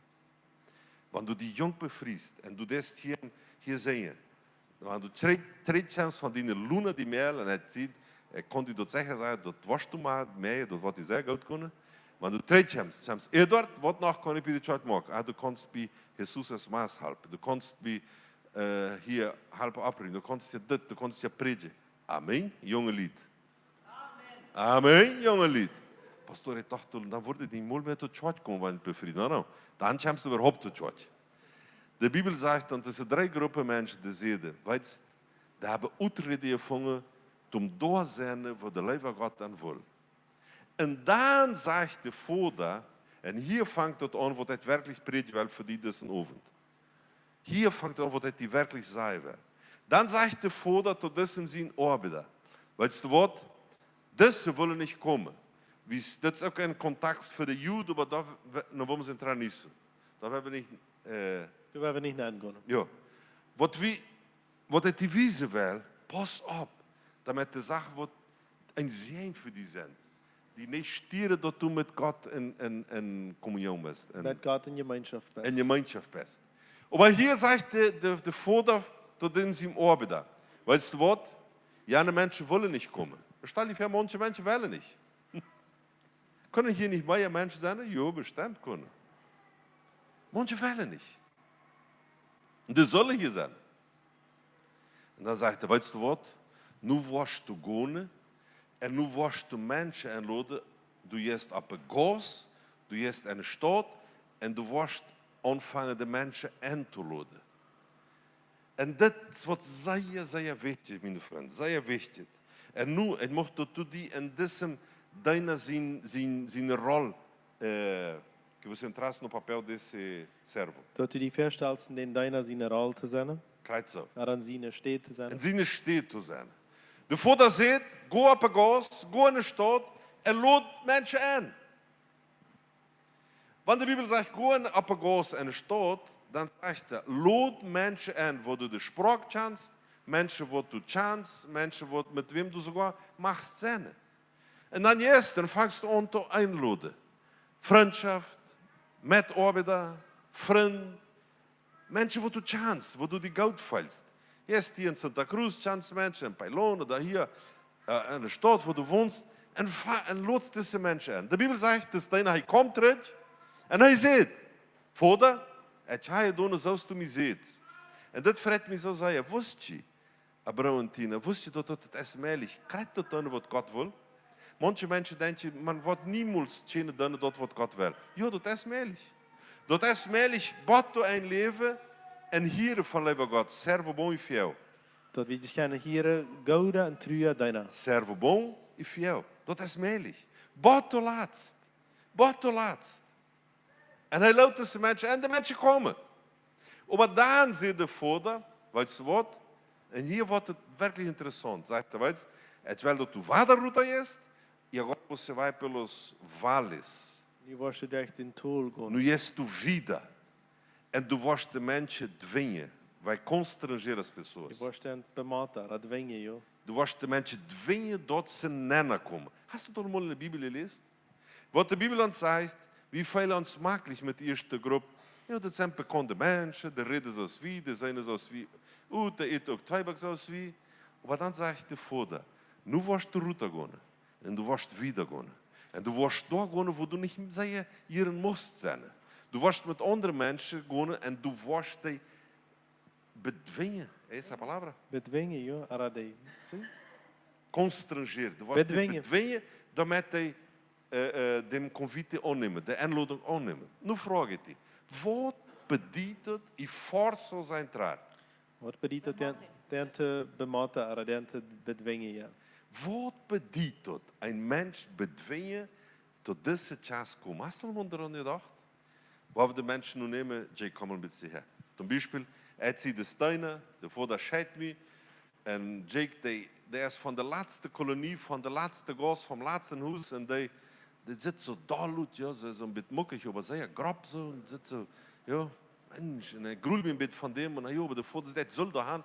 Und er kommt mit Alberto da hin, Alberto, komm ein bisschen her. Wo ist Alberto? Alberto, komm her, schwind her. Und wir sind da mit dem Jesus Esmaia und dann bereden wir uns da, Alberto, der Vater sieht, wie man die Menschen bedwingen, damit sie zu dieser Chast kommen. Ja, wie man bematten. Was war mit dem? Schick dir den mal an. Er grüht mich sogar vor dem. Er sieht mir sicher, der wird uns bieten oder der wird uns... Was? Verdraschen. Der wird uns bestimmt verdraschen. Check mal da. Und check mal den seine Freunde hier. Und das, die haben sogar hier Suppe von da. Was meinst du? Was war mit dem machen? Ich evangelisieren und man dort nicht Zeit für durch. Aber mit dem verdraschen? Ja. Ist das Essen? Ist das, was der Vater sieht? Ah, nee, das sieht uns nicht, ne? Der sieht, wir sollen den nicht verdraschen, ne? Aber wie machen den bematten? Aber check mal all dem seine Gruppe. Er lebt kommen an, sie waren uns nur mal hier mal gut verdraschen. Was meinst du? Aber wollen wir aufhängen? Was? Wollen wir aufhängen? Wollen wir probieren? Wollen wir mal den Ding gehen? Ich grüße mich ein bisschen, weißt du? Niemand mit Angst. Ich hatte auch ein bisschen Angst, ja? Check mal da. Habt ihr jetzt seht, das wird schwer sein, ja? Verstehst du unsere, wo wir reden? Check mal da. Die Bibel sagt, wie man den bematten. Wollen wir den so nehmen? Hier, nun kämpfst du nur Zeit mit uns. Alberto, pack dem da eine Fight. Den bringen wir dem hier in den Zeit, ja? Ja, los. Es dort, wo alle, hier sind 10%. Ein Applaus für diese Bild. Es dort, wo dort bediente Menschen bematten, es doch geschrieben. Hast du gelesen? Es dort, wo dort bedient. Hast du mal wie ihm so evangelisiert, aber ich habe mal versagt. Ich habe mal versagt. Ich oeit mich, ich hatte ihm eingeladen, wir Teenager so, ja, 13 Jahre. Und ich hatte eingeladen zur Evangelisation, die wollen nicht. Ich dachte, wieso willst du nicht? Ich will nicht. Und du musst wählen. Ich will aber nicht. Und einen anderen, wie wir nach Schlanda, wir leben 10 Jahre alt. Und da wir eine Evangelisation an der Stadt. Und dann gaben sie mir und Markus, weißt du, Markus, was du hier wir? Gaben sie so ein Stupsel Traktate und wir sollen die verteilen. Und wie frei dann zum Verteilen. Hier, kam noch die Evangelisation. Ja. Und mit einmal über Meid, ja. Die Jungs waren schon Meid von so einer Sache. Dann war der Steiner, dort in Curitiba, und mit einmal dann kam ein Motorrad von Viza. Und zu der Zeit, der Motorrad, der hat so eine Kapazität, der wir bloß so oben, so, weißt du? Ein Casco. Er checkt und da so kommen, checkt meine Traktate, mag jetzt schon ein Flugzeug, so weißt du, von den Traktaten. Ja. Er musste bedwingen. Er musste sich bezieren. Und die waren nicht allein, was passiert. Die kommen so, brrrr, das wir sind nur ein Lambrett, aber der kommt ein bisschen langsam. Und der kriegt so Ziele und schmeißt. Und du warst nicht allein, er traf und kriegt hier so, tuff. Als er den traf, dann grühlt er mich, Mensch, was habe ich getan? Und er brrrr, komm mal treten. Und der schellt uns. Und der, aber wo die können anletsch machen. Das ist ungut, das würde ich nicht sagen. Aber und der schellt uns. Weißt du, was er dann sagt? Du sollst Jesus annehmen. Ich weiß nicht, wo du alles versagt hast. Wo du alles versagt hast, die Menschen zu bedwingen. Zu bematten. Aber die Bibel sagt, wie sollen denn bematten? Und fremde Menschen. Menschen, die weit sind. Menschen, die wir nicht sehen mit dem Meer da sind. Menschen, die andere Sprache reden. Menschen, die manchmal nicht so sehr gut reden. Menschen, die manchmal so grob sind. Wat bedeutet ein Mensch bedwingen? Ich habe verstanden mit den Jahren, Jake, komm, warte bitte. Ein Mensch bedwingen oder bematten, dat hij tot deze Chance kommt, es dem mit so viel Life cobrir. Den Jewe mit so viel Life. Dem Jewe mit so viel Life, dat hij heeft keine Uitred. Hij moet met mij komen. Is dat al met die passiert? Menschen, die nicht wollen weiter vom Evangelium. Menschen, die die ausgelacht haben. Menschen, die von dir gespott haben. Und du bist immer treu gewesen. Und du hast für den gebeten. Und du hast ihm gesehen. Und du hast ihm mit so viel Life bedankt, dass er schließlich sagt, weißt du, ich hol nicht mehr aus. Ich muss mit dir nach Church kommen. Und dann gehen wir auf die Church. Amen. Dankjewel. Dank. Jack. En weet je, mijn vriend, de Heer Jezus heeft ons veel gelegenheden mensen te bemotten dat ze op deze chance komen. We moeten bloos oppassen dat de gelegenheden zijn daar. Ik heb vandaag een Beispiel gebracht, wat bij ons nu voor 2 maanden terug in Brazil passiert. Vielleicht heb je davon gelezen oder gehört ein bisschen. Das ist eine große Überschwemmung in Rio Grande do Sul. Das sind 1000 Kilometer af van wo wir wohnen. Von der morgens weiß ich nicht, was wir dort im Norden Brasiliens machen. Das ist 3000 Kilometer von wo wir wohnen. 1000 Kilometer rauf ist das eine große Überschwemmung. Schrecklich große Überschwemmung. Niemals so groß gewesen. Eine große Stadt. Über 200 Menschen sind gestorben. Wir sind wenig bloß rein. Das Wasser kommt so schön rauf. Porque umas barragens, zeg maar barragens. Dame rijdt op. Dame rijdt op. En dan, dat kwam op eenmaal zo. En viele Menschen hadden niet tijd van toeswacht kunnen, oder voor wo sie wären. Über 200 Menschen sind gestorben. En als dat passiert, wie als Gemeinde, dann sperrt man, krijgt het. Daarvoor dat ze goed door, weit weg. Daar waar die een andere spraak reden. Daar waar die, du machst niet zeggen, moet met deze mensen zijn. En bedwingt hem, bemat hem, dat hij dat antwoord. Hij moet zich terechtmaken met Jezus. En ik mocht je een paar video's wijzen, waar we een 2 weken, een paar lastwagens met trucks met donativos brachten. En een paar gemeentes, waar we gaan, die hebben van een dag naar de andere zo'n gebied als dit gepacht. En vol mensen, daar slijpen 100 mensen hier, 200 daar. En de meeste wat dat gedaan hebben, waren de tjootje. Niet de gouverne, de tjootje. En dan wordt er eten gemaakt, dan wordt er hygiëne gemaakt. En besonders, dan wordt gepredigt. En honderden hebben zich bekeerd. En dat passiert, krijgt in deze crisis. Vielleicht kunnen we deze video's een beetje wijzen, wanneer die eruit zijn. Hier, op deze steed, krijgt een stoel, daar wil ik die wijzen. Sitzt dat es boven de Himmel, de Himmel is er blauw. Aber dat water, dat immer nog stiert. Krijgt, wenn es diese Dame wat verreten werden. En hier weer een man, die woont bij deze zijde, in huis weer dreig, aber hij zegt, zijn geschaft, er is een beetje wieder naar verder, alles on je water. En de mensen die stelen, schrakelijk veel. De verstapt einer, die zijn motorrad op een 3. Stock had. En daar had ze het gestolen. Wie de mensen in route ihre hiezen, en de bandidos, de dieven, de Räber kommen einer zum Stehlen. Schrecklich schlimm. Da, wo man nicht macht, da, wo es ein bisschen gefährlich ist, der Herr sagt, gut an. Und bemott ihm, dass er noch mitkommen. Ja. Das wäre eine Meid von der Stadt. Da muss sie gut so Erd abschäden, damit die Autos durchfahren können. Der Himmel ist so blau und das Wasser ist aber nicht weich. Wie es krijgt deze doma. En dat is een grote fluss. En we voeren doorheen om donativos, water en slijden en eten te brengen. Is alles in je water. En weetje lang. Nós estamos assim, agora saindo aqui, saindo de Porto Alegre. Eles vieram aqui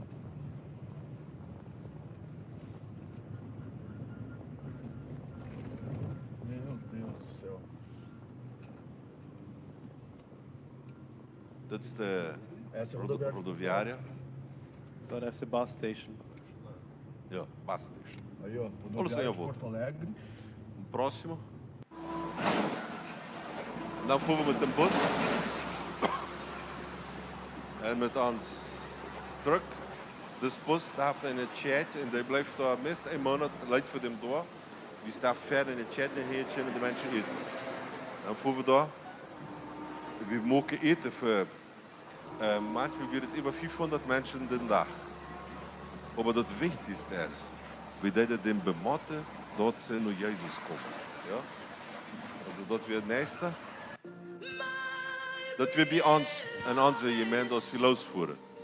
Als alle spenden komen, ja.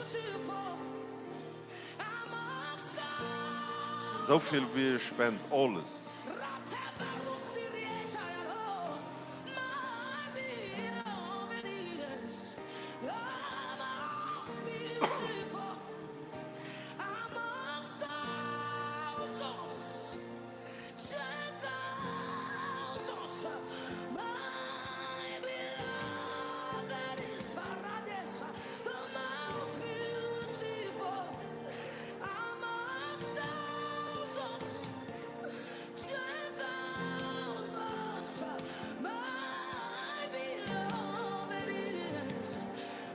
Hier voor de convoy van verre van onze church. 2 trucks, 2 bussen. Met Arbeiter, met donativos, met Spenden.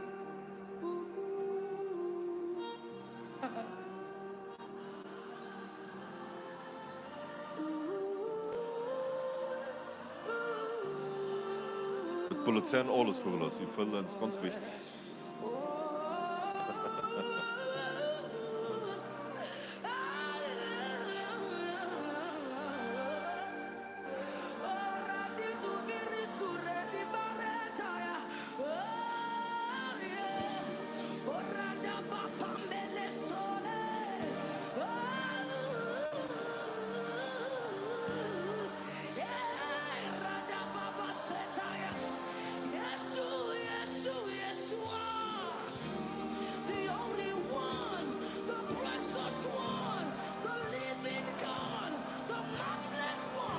Rein doen op te hier.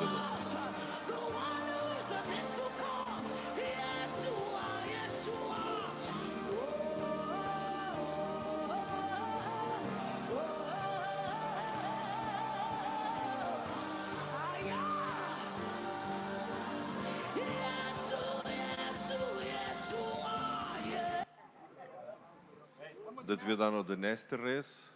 Yep. En de mensen omarmen. Nou ja, en vielleicht de andere. Thema is, dat weer het, ja. Is. Ah ja, bloß een paar beelden van de race. Dus de vlag vangen we dan maakten. En dit is de buskruid, wat het zit. Ver is de chat. En hier dan komen de mensen aan, 24 mensen kunnen daar zitten en eten.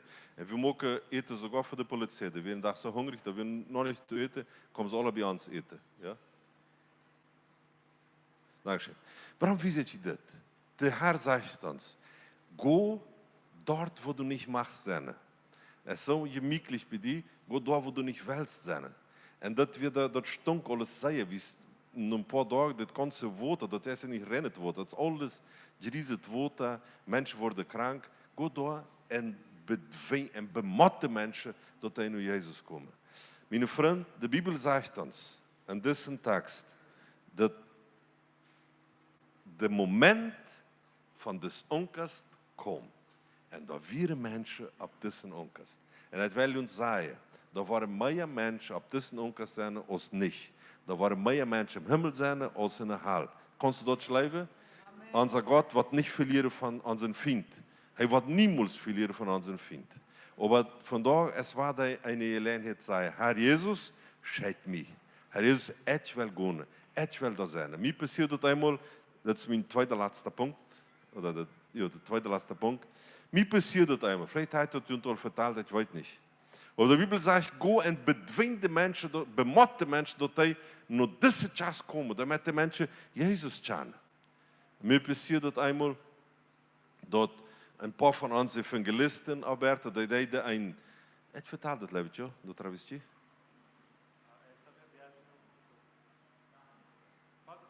Nou ja, wer dat al hier heeft het ook zo, met de anderen, oké? Bereid van zo.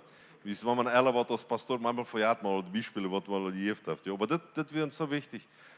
Diese 2 Evangelisten besuchten einen Mann, der wie aus einer Frau, ein Travestie, wo sagt man das? Nicht ein Gay, ein Travestie, was sich... Ein Mann, was sich das nicht früh anträgt. Nicht bloß anträgt, der hat sich Brust, der hat große Lippen, und schrecklich schlimm. Ja? Und der starb von AIDS, SIDA. Von SIDA, ja. Der wir gestorben. Und 2 von unseren Evangelisten, die den besitzen, mit Anbeten. Und dann kommen andere 2 Travesties. Und dann fangen sie an zu vertalen. Und dann kommen sie zu mir, naar de officina und sagen, Pastor, wir haben 2 Travestis gechant und wir haben uitgevonden, wir haben eine Association, eine Association, eine Stadt. Ein Taub kommen, da sind über 300 in Curitiba. Ich sage, interessant. Und da hat ein Präsident, da. Und der heißt Liza Minnelli. Wat een man, der heißt Liza Minnelli, ja. Und wie zei de Pastor, du warst am Besitzen. Ich sage, warum war ich dem nicht besitzen? Want hij hat den Besitzen. Und dann wusste ich das Wort. Der Herr scheidt uns da, wo wir nicht wollen sein. Wir wollen da nicht sein. Musst du da hängen in dem Besitje? Ein Mann mit Lipstick, hier so grote Brust, grote Hängerchen, das sieht gruselig aus. Redet aus einer Frau, du weißt nicht, dass will doch nicht sein, ne? Will doch nicht sein, ne? Naja, schließlich hat gebeten, dann erinnere ich mich an das Wort, der Herr sagt, go en bemot dem, dat hij op tussen vast is. Go dort, op jane video's. En we gaan. Het kon je ons zeggen, Dietrich, het is niet alleen. Hij nam een groep met. Hij nam een om zingen, een om bidden. Hij nam sogar een om offerte nemen, om opnemen. Ja. Hij dacht, hij kon niet alleen. Een van dem zijn officina, Curitiba is een grote stad, zum Beispiel zo Santa Cruz, daar waar de oude stad is, daar heeft hij een officina. Een van hen, dat is ook een grote man, een grote. En de ooit zei dat hij dat weer. Nou vroeg, wat wilst u hier, pastoor? Hij zei, het wil junt van de lijf Gottes reden. Het wil aber niet hier. Het wil aber zijn. Het wil aber niet hier. Het wil aber zijn. En zo vangt aan het gesprek aan. Ja? En dan zegt hij met eenmaal zo, pastoor, in die Bibel staat geschreven, dat het zal niet meer zonde. Wein und Pech ist meist. Go und Sünde nicht mehr. Steht geschrieben, jetzt sage ich, jo. Et wel über Sünde, Pastor. Es ist aber et wel von der Leib Gottes reden. Weißt du, wenn schubt es von Jesus, wenn da einmal was im Kopf tun, dann et wel von der Leib Gottes reden. Et wel von der Leib Gottes reden. En die wird mir auf den Kopf. Et wel über reden. Et wel über von der... Und so wie... Und dann mit einmal da so, und du? Was tust du hier? Nichts. Ich komm bloß mit dem Pastor mit. Ich weiß nicht mehr, warum ich hier meine Kämpfer, die fangen an zu fallen. Weißt du, meine Kämpfer, meine brave Männer, die da sollen mit mir sein, ja, die rennen alle Fuß. Und wir müssen allein mit dem großen Travestie, naja. Schließlich nur 1 Stunde und eine halbe, sagt er zu mir, Pastor, am 2 Tagen, dann schickt mir 2 Volontäre, 2 Freiwillige, to met mij in de nacht gaan en dan kon ze van de lijf Gottes reden. Hij zei, oké. Dan zei hij, wem wil je chatten? Wem wil je chatten? En de antwoord komt, Dietrich, als hij speelt. Ah ja, du musst gaan. Manche Sachen, meine Freunde, hat nicht der Unterschied. Musst du selbst gehen, ist nicht so? Ein Pastor ist bemoeit und tot. Das hat nicht so. Weil Gott geht da, ja, eine wichtigste Kolonie, Platz, der große Platz. Kommst du mit, Pastor? Nein, het hat so viel Arbeit. Dann gehen die Menschen nicht. Nou, dan eentje, met nog een vriend.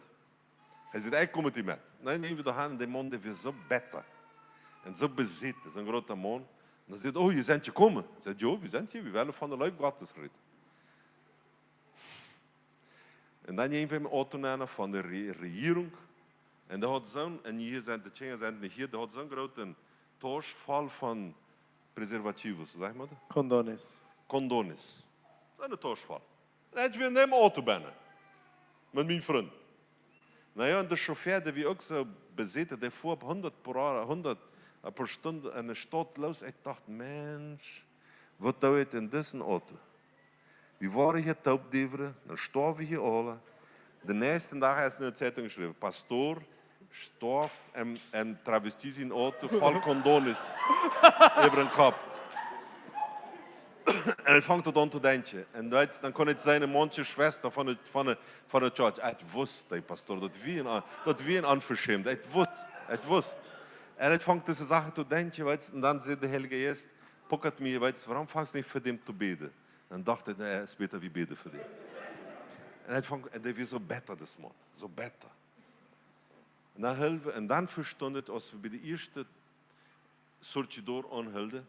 En daar kwam een man, als een vrouw, ganz verdeverd, ganz verchillt. Als hij dat zag, dan verstond het wat hij dat deed. Dan zag ik, wo ons lieber Gott met zoveel trudig is. Wie is de duivel, hij kon niet en Gott zijn officinen gaan en aan een ogen slaan. Aber wenn er das tut, mit seiner Kreation, mit seiner Schöpfung, dat is hetzelfde als Gott seine Augen. Ist nicht so? Ein Mensch kann nicht mehr rauf gehen als das. Und dann kommt das Mann, dann haben wir seine Hand voll von diesen Kondonis, was die Regierung kauft, dass er schaffen kann. En dan vangen we dat ons zo schwarm hard af. En dan voelen we naar de andere steden. Dan weer bloos jongens, 16, 17 jaar. Alle als vroeger aangetrokken. En dan weer rijke mensen. En dan voelen we naar de andere steden. Als het dan meest 10:30 op een avond weer, dan zit dus president van deze associatie, dus Liza Minel, Pastor, willst du noch eine Versammlung kommen von Travestis, eine Reunion? Eine Meeting. Eine Meeting. Hij zei, weet je, irgendwie heeft mij al in deze auto zijn. Mijn reputatie, mijn naam is al 2,5 stunden teruggebleven, weil we naar deze meeting voeren. En dan gingen we, en dan wordt het nu irgendwo, zei het, bis je krijgt zo. Er kwam een Chilena man zo, als een vrouw, weet je. En dan checkt hij mij zo aan van boven wat aan en hij zei, hij dacht, kannst träumen, du Chilena Schnurps. Hier kommst du nicht bei. Ja? Het weer zo, hij moest me dan een beetje defenderen. Zo. Verteidigen. Ja, ja. En weet je wat dat weer? Dat we een meeting van travestis, van een church van travestis. Een church van dievelkar. En dan weer de semana daar. Einer beschaut van de ander, einer fummelt de ander zijn haar. Wat gruselig. En hij had mijn vriend, wie stonden daar 2 schopjes van Jezus. Meh.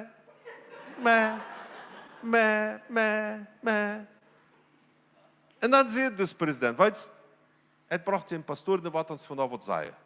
En dan moesten ze alle stil zijn. En dan had hij de microfoon, dan had hij het woord daar en in de meeting. Als hij toen een predigt had, en hij zei, hij predigt wat hij wist en wat hij niet wist. Dan weer met hem alle stil. En dan vroeg hij, wel wil je beten? Dan stonden ze alle op. En dan hebben we met hem gebeten. Om de geschichte kort te maken. Dus president, die becheert zich. Als we am Taufe deiden, als we am Taufe een woord zeiden, weet je, mijn naam van man is Edgar. En van dem hebben vele de mannen uitgedreven. En wat vandaag, dat is al even 15 jaar passiert, der is bij ons in de gemeente. En der is zo vol van Heilige Geest. Inkriegen. En voor veel anderen wat zich becheert hebben. Weet je, mijn vriend, vielleicht denkst du, het was niemals bij zo'n stad wonen. De Herr zegt, de Vater zegt, Gott dort bei dir steht, wo du nicht mehr, du willst da nicht sein. Aber bemacht diese Menschen, dass nach Jesus kommen. Das man, der hält nicht ut so viel Leib, dass wir am weisen. Und der ist bad vandaag mit uns eine Gemeinde. Er zeigt mal Bilder von dieser Reise hier. Und der freut sich mit uns. Und das ist ein großer, andere Männer haben dann diese Silikonis wahrgenommen, Silikonis, ja? De Brust wahrgenommen, der becheert sich einen um anderen. Einen um anderen. Einen um anderen. En nu is het verspreiden, dat is mijn derde laatste punt. Dat is de derde laatste punt. Eine Wetschrote roept eine vrouw, eine prostitute, wat zegt je dat? Een huur. Eine Hure roept me aan. En haar moeder werd Christ. En zij werd vriend van deze Edgar. Hij zei, Pastor, heb jij hier wat du gedaan hast met dem, mijn vriend? Moest du niet met mij ook route gaan? Het zegt mijn vrouw, waarin je? En hoe roept me aan en laat me aanladen om uit te kunnen. Nou ja, het zegt, ja, het voor met die. En dan weer een oudere vrouw met mij met van onze gemeente. En dan gingen we los. Datzelfde. Auto, condones, datzelfde. En dan weer een eerste nightclub. En het zien ze steht, het is zo opgewassen. Mijn grootste zin van Schlien, dat we verstapt schmeetje gaan, daar wo de church wordt boeren. En dat duurt maar 5 minuten. Als de pastoor komt, dan neemt hij het toesverprieltje in mijn vriend bij zijn huis, dan weer twee met aan schmeetje. Dat we de grootste zin blijven dat we gedaan hebben. En nu zullen we daar in deze nightclub naar gaan. Nou ja, en dan nemen we naar. Groot, dat huis. En deze schwester, wat we mij weer de groel zei, zei, kom ruhig voor, hij heeft alle experientie van een weetje. Die wordt niks passeren. Dan nemen we naar, en dan zegt deze president, deze vrouw, tot de eindtoemer van huis, heb jij een pastoor gebracht? Wat? Een pastoor? Dan zegt de meisjes, maakt een rijdt, vandaag zijn pastoor. Dan zegt de pastoor, kannst je de nightclub channel leren, de meisjes waar ze rijdt maken. Nou ja, neemt je de nightclub mal channel, alles een beetje diester, dat is een beetje steiler, weet je naar binnen. Komen ze terug, dan weer er zo'n 15 vrouwen. Alles zo beter, checkten ze me zo kwaadje, zeg maar. Met hout. Wie mannen zijn gekrijgt, wat hem soms predadores, ja? Wat aan het brokken. Ja. Aber dann fange ich an zu predigen. Stell dir das mal vor. Mit einmal, wir so eine Präsenz de Deus. Gottes Jen wat toe. En ik vang om meteen te bidden. En de vangen zie ik van alleen te klotsen. Manchmal is men hier in Alabama, maar wel dat de mensen wensen de hond van een voorbroed te nemen, is niet zo? En deze van alleen van om te klotsen, a presença de Deus, binnen een nightclub, van om te healen. En dan, natuurlijk, het wordt je er niet omarmen, maar deze eldere vroeger van mij weer, dat ze omarmen, we vangen te bidden en ze even tot de nächste nightclub. De nächste nightclub, en dan ziet hij met een Beispiel, wie het wohl da nicht sein. En da wir eine Stufe nennen mit diesem Präsident, und da wir eine Hure, und sie sieht, sie fängt an zu healen. Und dann sieht diese Frau, ich brauche diese zwei Pastoren, die waren mit ihr reden. Dann fängt diese Frau an zu healen, und sagt, was? Gestern eentje in een kleine church in het centrum van Curitiba nennen. En hij zegt, Gott, wenn du wirklich bist, schätze wem du mit mir reden. Und hier sind vandaag hier binnen. Kannst du das verstehen, was die Bibel uns sagt? Die Menschen bemotten mit Leib, damit sie zu diesem Fass kommen. Na ja, diese Schwester omarmte, er leidde hij ab, um de Monden waschen. Dan gingen ze daar bij, dan komt de president terug. En zei de pastoor, nu gaan we soep met de meisjes eten. Ik dacht, het mag wel niet soep. En met de meisjes wil je überhaupt geen soep eten. Ja? Nou, we moeten eten, want ik word die beledigd. Jij heeft me een grote lepel, we hebben soep eten vandaag. Nou ja, dan weer dan het chat en dazwischen dann schluckst du so Fingernägel, diese Postizos, weißt du, diese so eine Plastik-Fingernägel. Plastik-Fingernägel, schluckst du drauf von das Chat auch. Oder ein Bandit, was gebraucht wird, weißt du? Ein Curita. Ein Curita, was auch so gebraucht wird, schluckst du auch drauf, das Chat alles. Das überlebst alles. Du strahlst die Fähigkeit, wo steuert je bijna ist. Ja, Missionare, stomme morgen, das hat Kraft. Na, het wird dann. En dat draait me zo aan, ganz stil. En dan de Heilige Geest wijst me, strijdt mijn vinger uit en een ganz verse. Du bist ein Christ, wat is du hier binnen? En dan zegt je, het komt jaren gemeenschap, op het matte dan om overleven. En zo hebben we dan meteen gebed, hier en daar. En om die geschichte kort te maken, deze vrouw, die heeft zich dan bekeerd. Het wordt zijn meest honderden, hij zich bekeerd de laatste 15 jaar. Die komen te church. En die traten zich onständig aan, als manchmal viele Mamas ihre Teenagers, Dochter aantraten om naar church te komen. En die bekeren zich, een om ander, een om ander. En we vangen aan te laten te worden op seminarios, zeg maar, reunions van prostitutes, voor de regering is. En het zei einmal, laat me te laatste reden. En dan bid ik. En honderden hebben zich bekeerd. De Bibel zegt ons, go door, bij de Musvalat, bij de gos, wo du nicht willst. Dat is dan Methodisten, dat is dan een beetje gefährlich. Da ist der gruselige Jake, da weißt du, der gruselige für den. Aber bemott diese Menschen, damit sie diese Einladung annehmen und auch mitkommen und tot diese Chance da zijn. En ik wil dit met jullie mitteilen en ik mag met jullie nu beten. All dit is bloß möglich, die Menschen bemotten, damit sie annehmen. Und von daher hat die ganze Mehrheit eine Vision gehabt, er sagt, das steht mit über 1000 Menschen als Matchleader, das steht. Das sei schein, jetzt sei schein, wie war es stehen immer, wo schwingen hier Mittag machen, und da sind die Nudeln da, und das Fleisch ist alles da, aber weißt du was, das wird nicht mehr schaffen. Da waren zu viele Menschen gekommen. Die waren wir ihm annehmen. Die waren mit den Trucks, habe ich hier zum Eten machen. Das wird nicht mehr schaffen hier bei. Aber Pastor, das ist so makelig, das ist so schein, das ist alle, wie Tschane alle. Da waren Menschen gekommen, wo du nicht Tschane warst. Und dann mit einmal kommt einer und du fängst ihm an zu evangelisieren, sagst, nee, jetzt sind wir da im Korau, jetzt sind wir im Kau, jetzt sind wir in Jahr, du kannst die Menschen nicht mal mehr. Und dann sind da über 1000 Menschen in dieser Gemeinde. Kannst du das leben?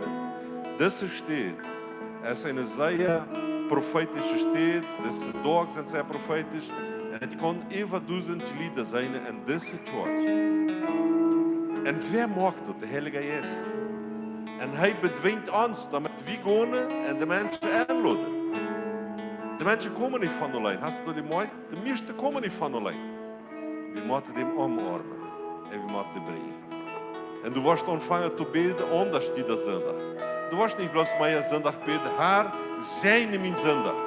Du warst angefangen zu beten, Herr, help de mensen komen, damit de mensen gezegend worden. Herr, het zijn nu tot deze bezig is, dan laat de mensen los, damit die komen kunnen. En du warst die Menschen sein, die du nicht kennen warst. Du warst nicht weit, wo hat der überhaupt? Ich weiß nicht. Aber der hat alle nicht gehört. Das ist lieber ein Jahr hier bei uns. Amen. Der Heilige Geist, der sollt uns, damit das möglich ist. Und weet je wat? Van dat morgens, dat we einsehen, Abraham en Tina, en daar is nog ruimte voor mijn pastores. We brauchen meer methelpen. Het laat die eind om afstonden, hierdoor kan ze komen. En we mochten vandaag, en dit is een zeer wichtig moment,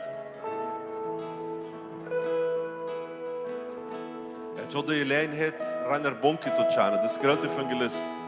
Het vertelt Anne en Albert gisteren. Albert verjaart het niemand.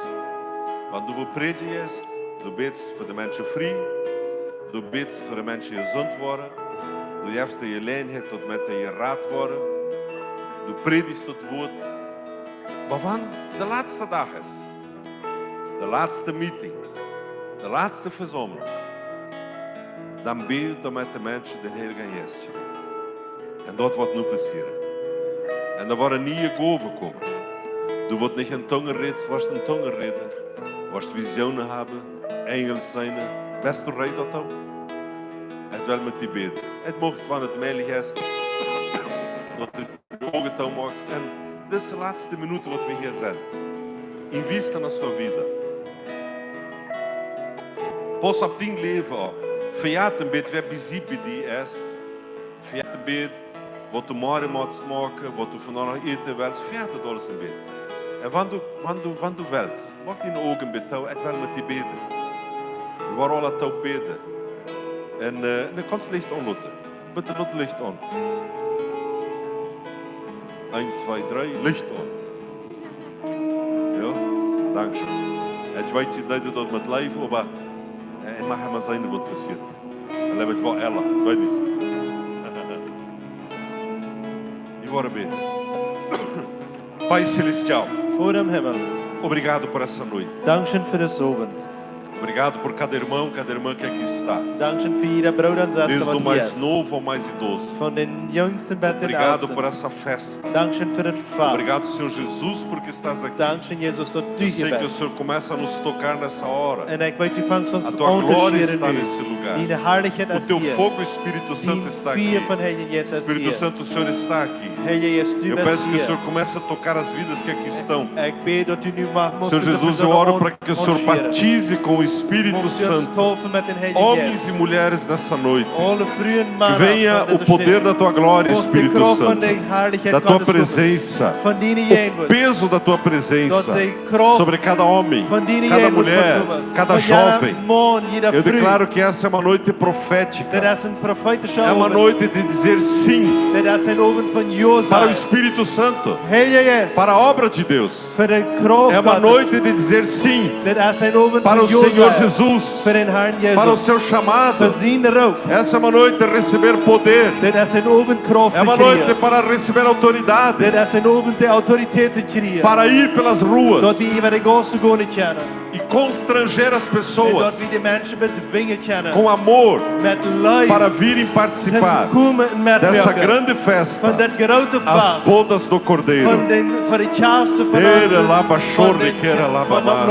Espírito Santo, vem agora.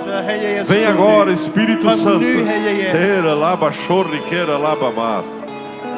Alles is right. De Heilige Geest is hier. Du bist hier. Herr Jesus is hier. De Heil zit hier. Dit is een avond om jou zijn. Herr, tof wie met die Heilige Geest. Het wil wat niet. Het wil die stem hier. Het wil die stem kennen, Heilige Geest. Tere laba shorri kera laba mastorri kera laba mas. Die willen heen opleiden. Doe wat tussen je bed welst. We kunnen de stijl al een beetje heen schuiven. Kom hier nog verder. Het wil de pastoor is ook